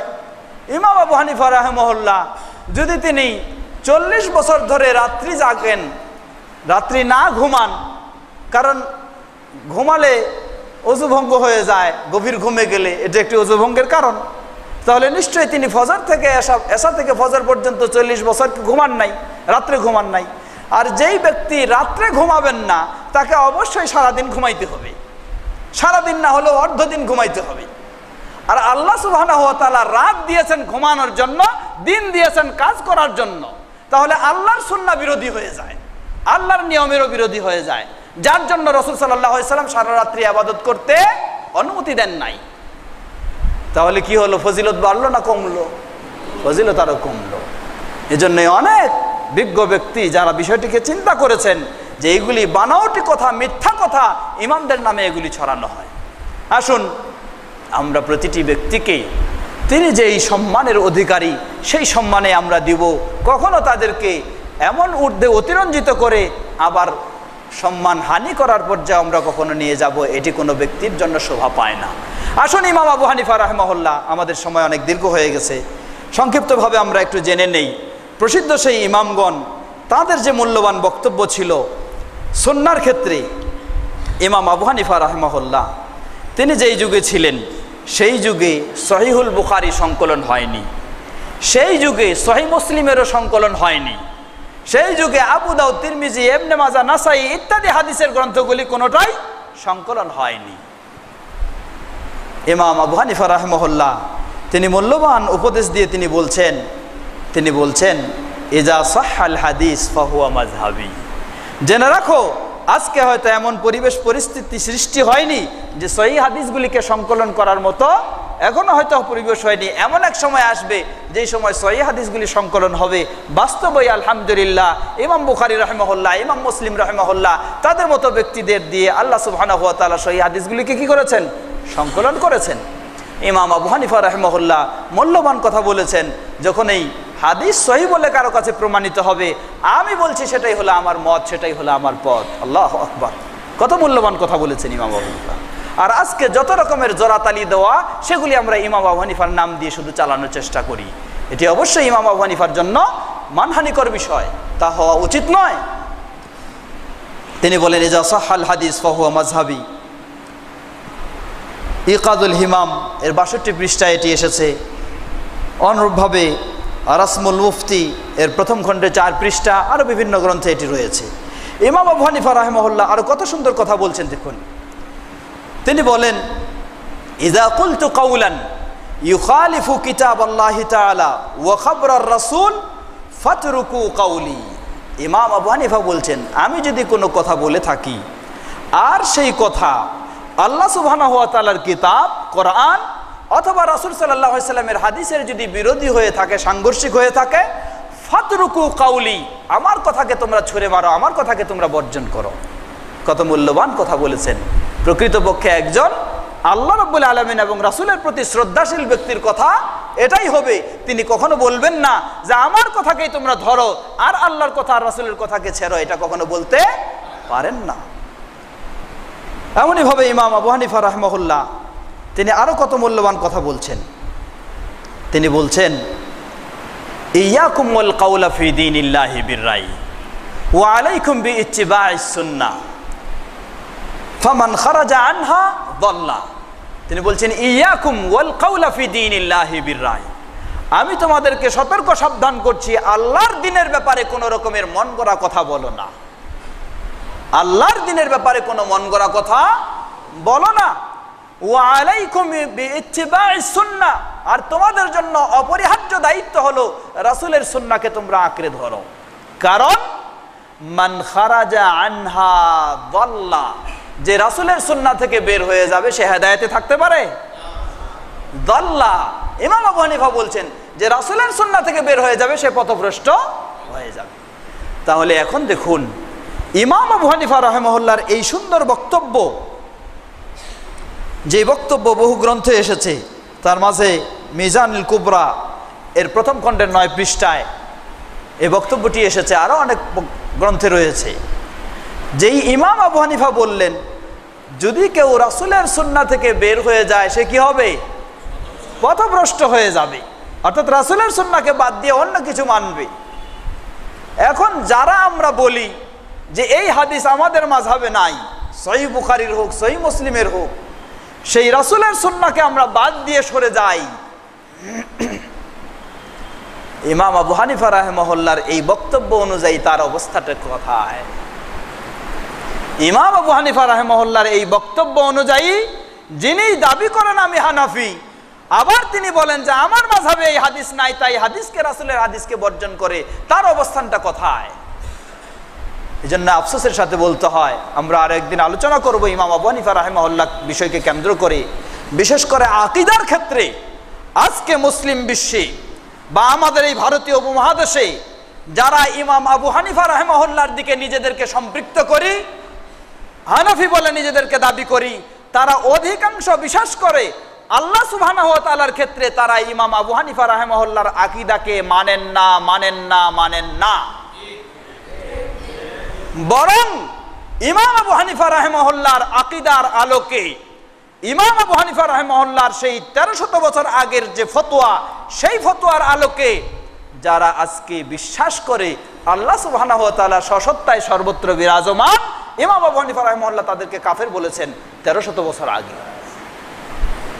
যে বিষয়টা নিয়ে আমরা আরেকদিন ইনশাআল্লাহ ইমাম আবু হানিফার যে কিতাব একটি ফিকহুল আকবার, সেখানে তিনি যে আকীদার বর্ণনা সঠিকভাবে দিয়েছেন, আজকে যারা নিরাকার বলে, আজকে যারা আল্লাহ সর্বত্র বিরাজমান বলে, তাদের বিষয়ে ইমাম আবু হানিফা রাহিমাহুল্লাহ স্পষ্ট ফতোয়া সেখানে দিয়েছেন। আমরা অনুরোধ জানাবো সকল ভাইদেরকে, বিশেষ করে আলেম সমাজকে, তাদের সেই প্রসিদ্ধ ইমামদের এই মূল্যবান বইগুলি আপনারা বের করে নিয়ে আসুন, সেগুলি পড়ুন, নিজেরা বোঝার চেষ্টা করুন এবং মুসলিম উম্মার মাঝে তাদের সঠিক বিষয়গুলি তুলে ধরার চেষ্টা করুন। ইমাম শাফি রাহিমাহুল্লাহ, এরপরে ইমাম মালিক রাহিমাহুল্লাহ, তিনি কত মূল্যবান বক্তব্য দিয়েছেন।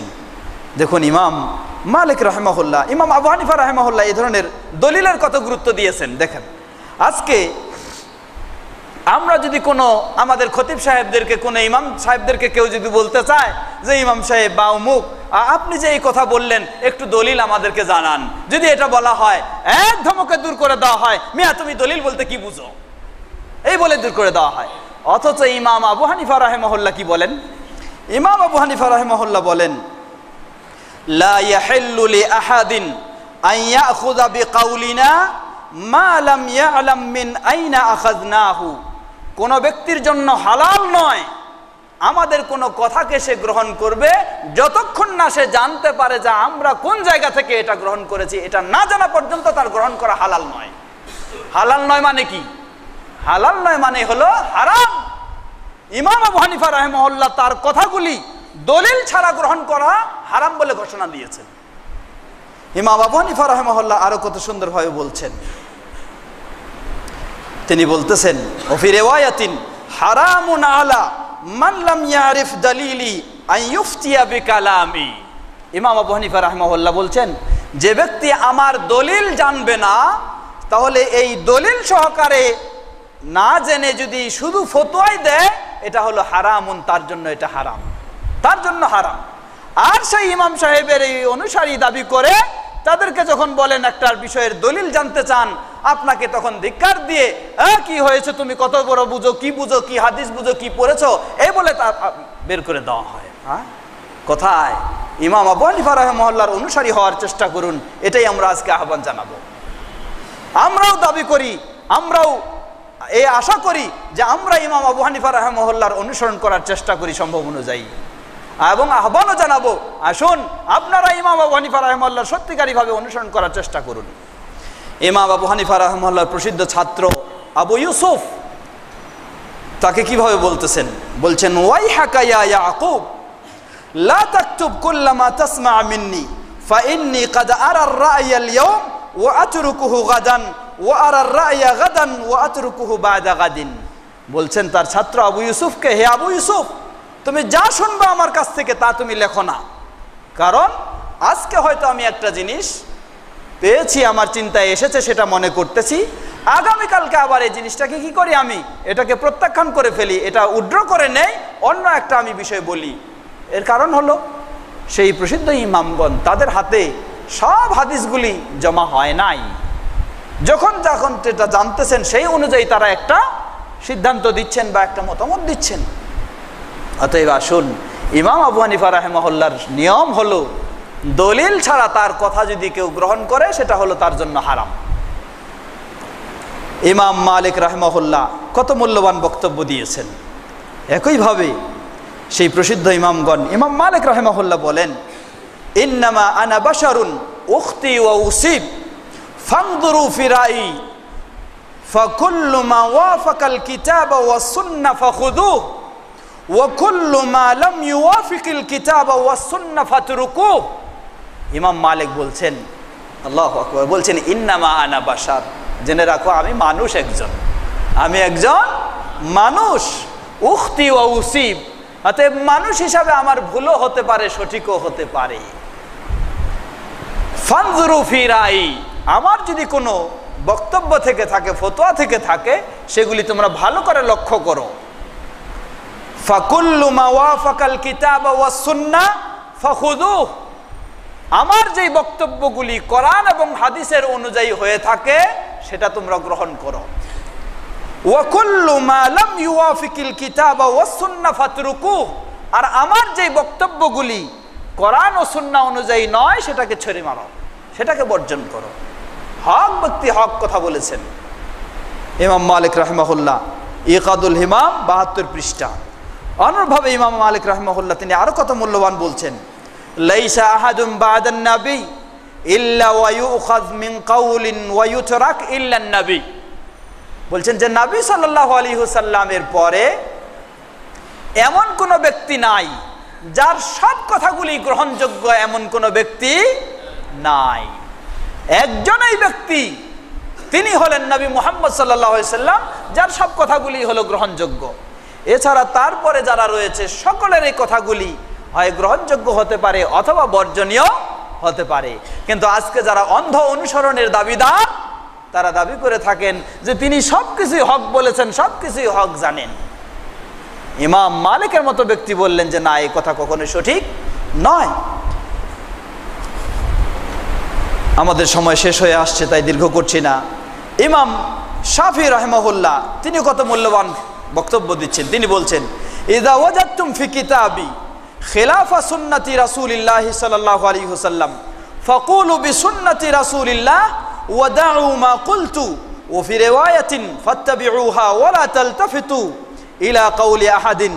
ইমাম মালিক রাহিমাহুল্লাহ, ইমাম শাফি বলছেন, আমার বই পুস্তক যেগুলি আমি সংকলন করেছি, যদি আমার বই পুস্তকে রাসূলের হাদিসের বিরোধী তোমরা কোনো কিছু কথা পেয়ে থাকো, তাহলে ফাকুলু বিসুন্নতি রাসূলিল্লাহ, রাসূলের সুন্নাহ অনুযায়ী তোমরা বলো, আর আমার কথা যা পেয়েছো সেটাকে তোমরা ছেড়ে দাও, সেটাকে তোমরা বর্জন করো।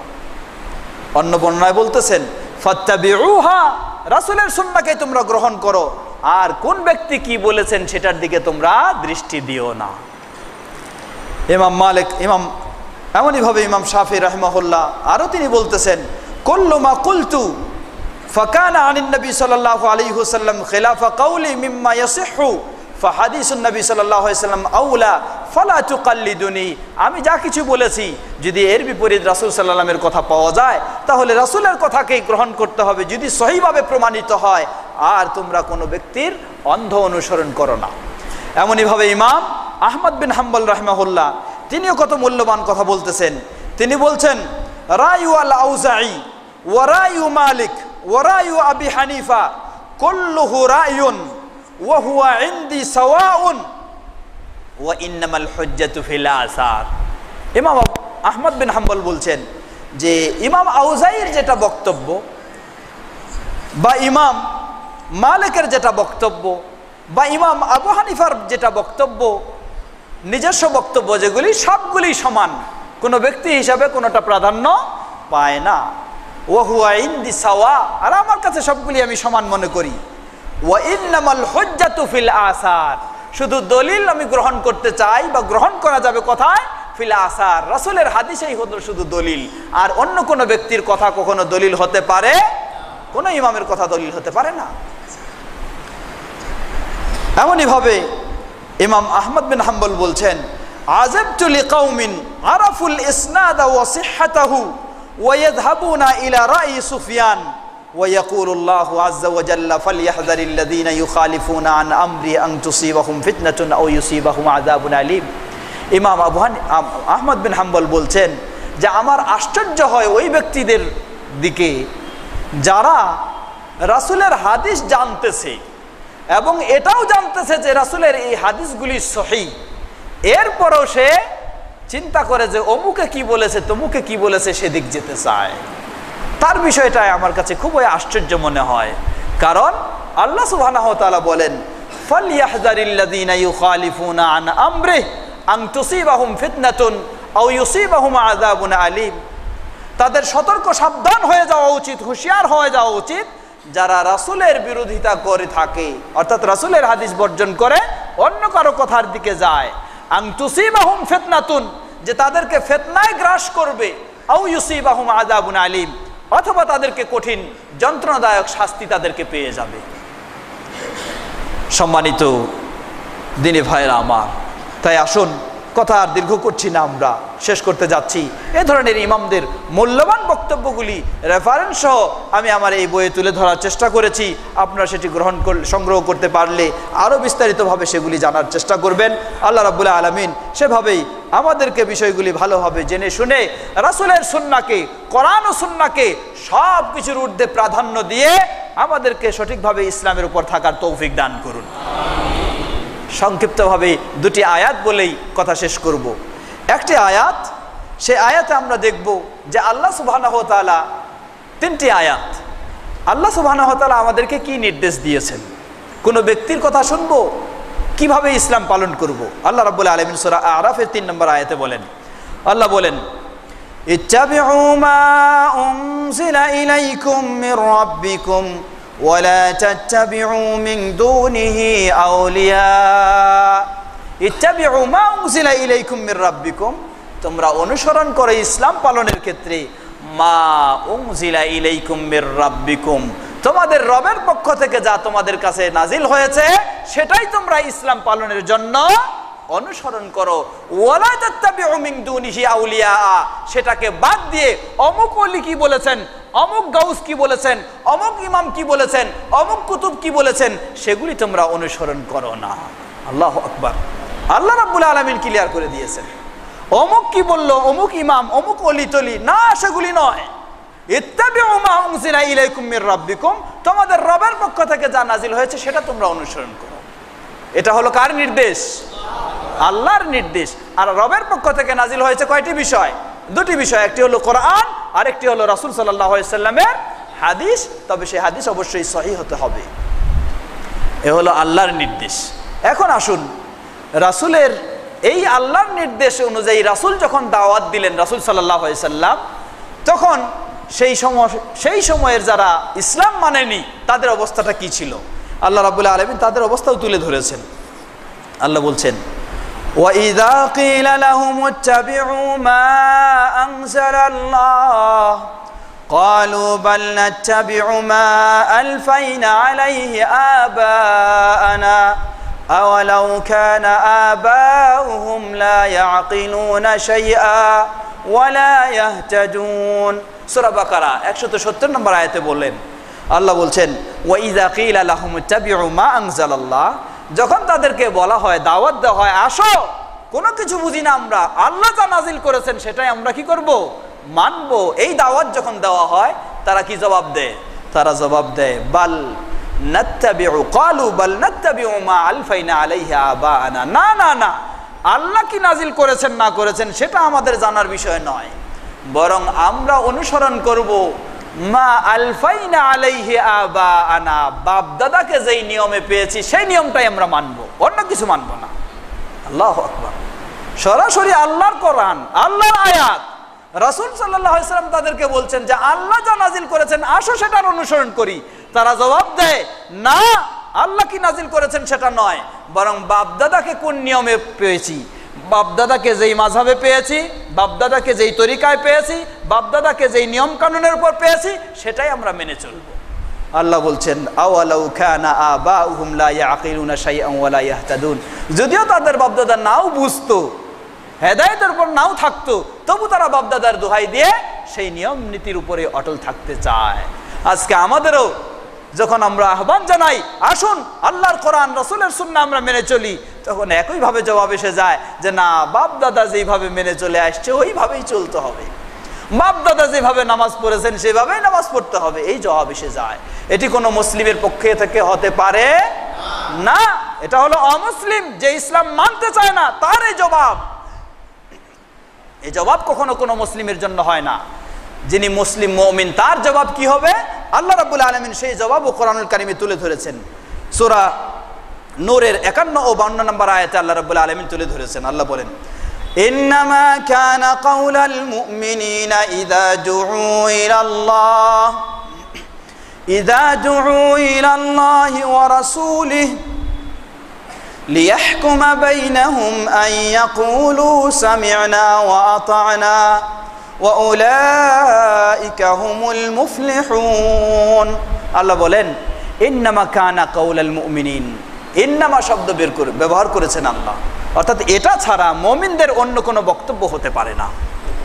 ইযা দুউ ইলাল্লাহি ওয়া রাসূলিহি, কোন মুমিনকে যদি দাওয়াত দেওয়া হয় আল্লাহ এবং তার রাসূলের দিকে, মুমিন ব্যক্তির কথা কখনো হতে পারে না যে বাপদাদাকে যেই পেয়েছি সেইভাবে মানবো, এটা নয়। মুমিন ব্যক্তির কথা কি হবে, যে মুমিন, যে ঈমান এনেছে, যার ঈমান রয়েছে, সে বলবে সামি'না ওয়া আতা'না, শুনলাম এবং কি মেনে নিলাম, শুনলাম মেনে নিলাম, এটাই হলো মুমিন। আল্লাহু আকবার। মুমিন এত সহজ নয়, এতই সহজ নয় মুমিন যে তার কাছে আল্লাহ এবং তার রাসূলের কথা বলা হয় আর সে বলে যে বাপদাদা যেভাবে চলে আসছে সেভাবেই চলবো, তাহলেই মুমিন হয়ে যাবে, এত সহজ নয়। মুমিন হবে সেই ব্যক্তি যার কাছে আল্লাহ এবং তার রাসূলের বিশুদ্ধ কথা বলার সাথে সাথে সে বলে আমি শুনলাম এবং আমি মেনে নিলাম, দ্বিতীয় কোনো আমার বক্তব্য নেই, মেনে নিলাম, এই জবাব দিবে সে হলো প্রকৃতপক্ষে মুমিন। আল্লাহ বলছেন, ওয়া উলাইকা হুমুল মুফলিহুন, এরাই হলো সত্যিকারী সফল কাম। স্মরণ করুন কিভাবে সেই মুমিন। আনাস রাদিয়াল্লাহু আনহু বলছেন, সহিহ বুখারীর হাদিস, আনাস রাদিয়াল্লাহু আনহু বলছেন, আমি আবু তালহা অমুক অমুক প্রসিদ্ধ ব্যক্তিদেরকে মদ পান করাচ্ছি, তাদেরকে ঢেলে ঢেলে দিচ্ছি গ্লাসে মদ। আমি আনাস রাদিয়াল্লাহু আনহু বলছেন, তখনও মদ হারাম হয়নি, মদ ঢেলে দিচ্ছি, আমি পান করাচ্ছি। হঠাৎ একটা আওয়াজ আসলো বাইরে রাস্তায়, কি জানি একটা ঘোষণা। আবু তালহা রাদিয়াল্লাহু আনহু বলছেন, দেখো দেখো বাইরে গিয়ে কি আওয়াজ শোনা যাচ্ছে, কি জানি ঘোষণা আসছে।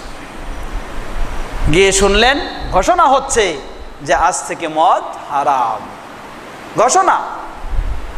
ভিতরে এসে আনাস রাদিয়াল্লাহু আনহু বললেন, ঘোষণা হলো মদ হারাম। সাথে সাথে যার কাছে গ্লাস হোক, কলস হোক, যা কিছু রয়েছে সব বের করে রাস্তায় ফেলে দিলেন, হারাম হারাম, আর কোনো সুযোগ নেই। বলার সুযোগ নেই 20 বছর ধরে পান করে আসছি, একই দিনে কি আর বাদ দেওয়া যায়? এই সিগারেট পান করেছি, অমুক করেছি, এতদিন ধরে করেছি, আজকে কি সহজেই ছেড়ে দেওয়া যায়? একটু দেরি করি না। যদি আপনি মুমিন হন, কোনো সুযোগ নাই, আপনার কাছে যখন পৌঁছেছে এটা হারাম, বাদ দিতে হবে, শেষ। সুতরাং প্রিয় ভাইরা আমার, গোটা জীবনেই কারো অনুসরণ করে যদি এসে থাকি, আপনার কাছে যদি পৌঁছে যায় এটা হলো আল্লাহর বিধান, এটা রাসূলের সুন্নাহ, সব বর্জন করতে হবে, মুহূর্তের মাঝেই শুরু করে দিতে হবে আল্লাহ এবং তার রাসূলের সঠিক বিষয় কি সেটি পালন করার। আল্লাহ রাব্বুল আলামিন আমাদেরকে সঠিকভাবে আমরা যেন রাসূল সাল্লাল্লাহু আলাইহি ওয়াসাল্লামের সুন্নাহর অনুসরণ করে পরিপূর্ণভাবে ইসলামের উপর প্রতিষ্ঠিত হতে পারি, আল্লাহ আমাদের সকলকে সে তৌফিক দান করুন। আলোচনা অনেক দীর্ঘ হয়ে যাচ্ছে, আর দীর্ঘ করছি না। আমরা হয়তো সুযোগ হলে প্রশ্ন উত্তর পর্বেও যেতে পারি, তবে মনে হয় সময় অনেক বেশি হয়ে গেছে, আমাদের বেশি প্রশ্ন উত্তর পর্বে যাব না। দু একটি প্রশ্ন আমরা হয়তো শুনে আমরা আজকের আলোচনা শেষ করব ইনশাআল্লাহ। পরিশেষে আমি আবারও সকলকে আহ্বান জানাচ্ছি, আসুন, ইসলাম কোনো দল অনুসরণ করার নাম নয়, কোনো গোষ্ঠীর অনুসরণ করার নাম নয়, কোনো মত ও পথ অনুসরণ করার নাম নয়। ইসলাম হলো রাসূল সাল্লাল্লাহু আলাইহি ওয়াসাল্লাম যে কিতাব ও সুন্নাহ নিয়ে এসেছেন, সেই কিতাব ও সুন্নাহ অনুসরণ করার নামই হলো ইসলাম। আকীদা বিশ্বাসের ক্ষেত্রে, আমলের ক্ষেত্রে, ইবাদত বন্দেগীর ক্ষেত্রে, সব ক্ষেত্রে, সব বিষয়ের ক্ষেত্রে কোরআন ও সহিহ সুন্নাহ অনুসরণের নামই হলো ইসলাম। যদি আমরা আজকে মুসলিম বিশ্ব আপন আপন চিন্তাগুলিকে ভুলে গিয়ে, দূরে ফেলে দিয়ে এই চিন্তাটি আমরা মাথায় নিতে পারি, তাহলেই আশা করা যায় মুসলিম উম্মার মাঝে ঐক্য ফিরে আসা সম্ভব, মুসলিম উম্মার মাঝে আন্তরিকতা ফিরে আসা সম্ভব। আর যদি সবাই আপন আপন দলেই থাকি, ডাকতে থাকি, তাহলে কোনোদিন আন্তরিকতাও আসবে না, সবাই নিজের দল নিয়েই চিন্তা করবে। যদি আপনি সেই দলে যান তাহলে তিনি খুশি, আর যদি না যান তাহলে তিনি বেজার, বরং তাহলে তিনি আমার যত ক্ষতি করার চেষ্টা সুযোগ পাবে সেটি সুযোগ নেবে। তাই আসুন, মুসলিম উম্মার শক্তি ফিরিয়ে পেতে হলে, মুসলিম উম্মার ঐক্য ফিরিয়ে পেতে হলে, মুসলিম উম্মার সম্মান ফিরে পেতে হলে, ইসলাম ও মুসলিমদেরকে সুপ্রতিষ্ঠিত করতে হলে আমাদেরকে ফিরে আসতে হবে সব দলাদলি চিন্তা ভুলে গিয়ে কোরআন ও সুন্নাহর দিকে। আল্লাহ রাব্বুল আলামিন আমাদের সকলকে সে তৌফিক দান করুন, আমিন। ওয়া আখিরু দাওয়ানা আনিল হামদুলিল্লাহি রাব্বিল আলামিন। আমরা কি প্রশ্ন নেব না শেষ করব? আমরা দেরি হয়ে যাচ্ছে অনেক, তাহলে আজকে আমরা আর দীর্ঘ করব না, যেহেতু অনেক রাত হয়ে গেছে। ইনশাআল্লাহ আবারও এই ধরনের আমরা নিয়মিত প্রতি মাসে ইনশাআল্লাহ 2 থেকে 3টা হয়তো আমাদের প্রোগ্রাম হবে, বিভিন্ন গুরুত্বপূর্ণ বিষয়কে সামনে রেখে। আবার ইনশাআল্লাহ সামনের দিন থেকে আমরা সময়ে একটু খেয়াল রাখবো এবং প্রশ্ন উত্তরও আমরা সুযোগ দিব। আজকে আমরা এখানে শেষ করছি। এতক্ষণ যাবৎ যারা আপনারা ধৈর্য সহকারে শুনলেন, আল্লাহ রাব্বুল আলামিন সকলকে জাযায়ে খায়ের দান করুন। পৃথিবীর বিভিন্ন অঞ্চল থেকে, বিভিন্ন প্রান্ত থেকে যারা এই আলোচনা শুনেছেন, আল্লাহ রাব্বুল আলামিন সকলকে জাযায়ে খায়ের দান করুন। যারা আজকে এই আলোচনাকে সংরক্ষণের এবং এই আলোচনাকে ভিডিওতে ধারণের ও বিভিন্ন রকমের ব্যবস্থা নিয়েছেন, আল্লাহ রাব্বুল আলামিন সবাইকে জাযায়ে খায়ের দান করুন এবং আমাদের সকলকে কোরআন ও সুন্নাহর আলোকে এই আলোচনা থেকে উপকৃত হয়ে সঠিক পথে আমাদেরকে চলার তৌফিক দান করুন। এই যে বইটির কথা বলেছিলাম, সে বইটি বাইরেও হয়তো ছেলেদের কাছে পাওয়া যাচ্ছে, কেউ নিতে চাইলে সেখান থেকে সংগ্রহ করে নিতে পারেন। আল্লাহু তাআলা আ'লাম। আপনার প্রশ্ন?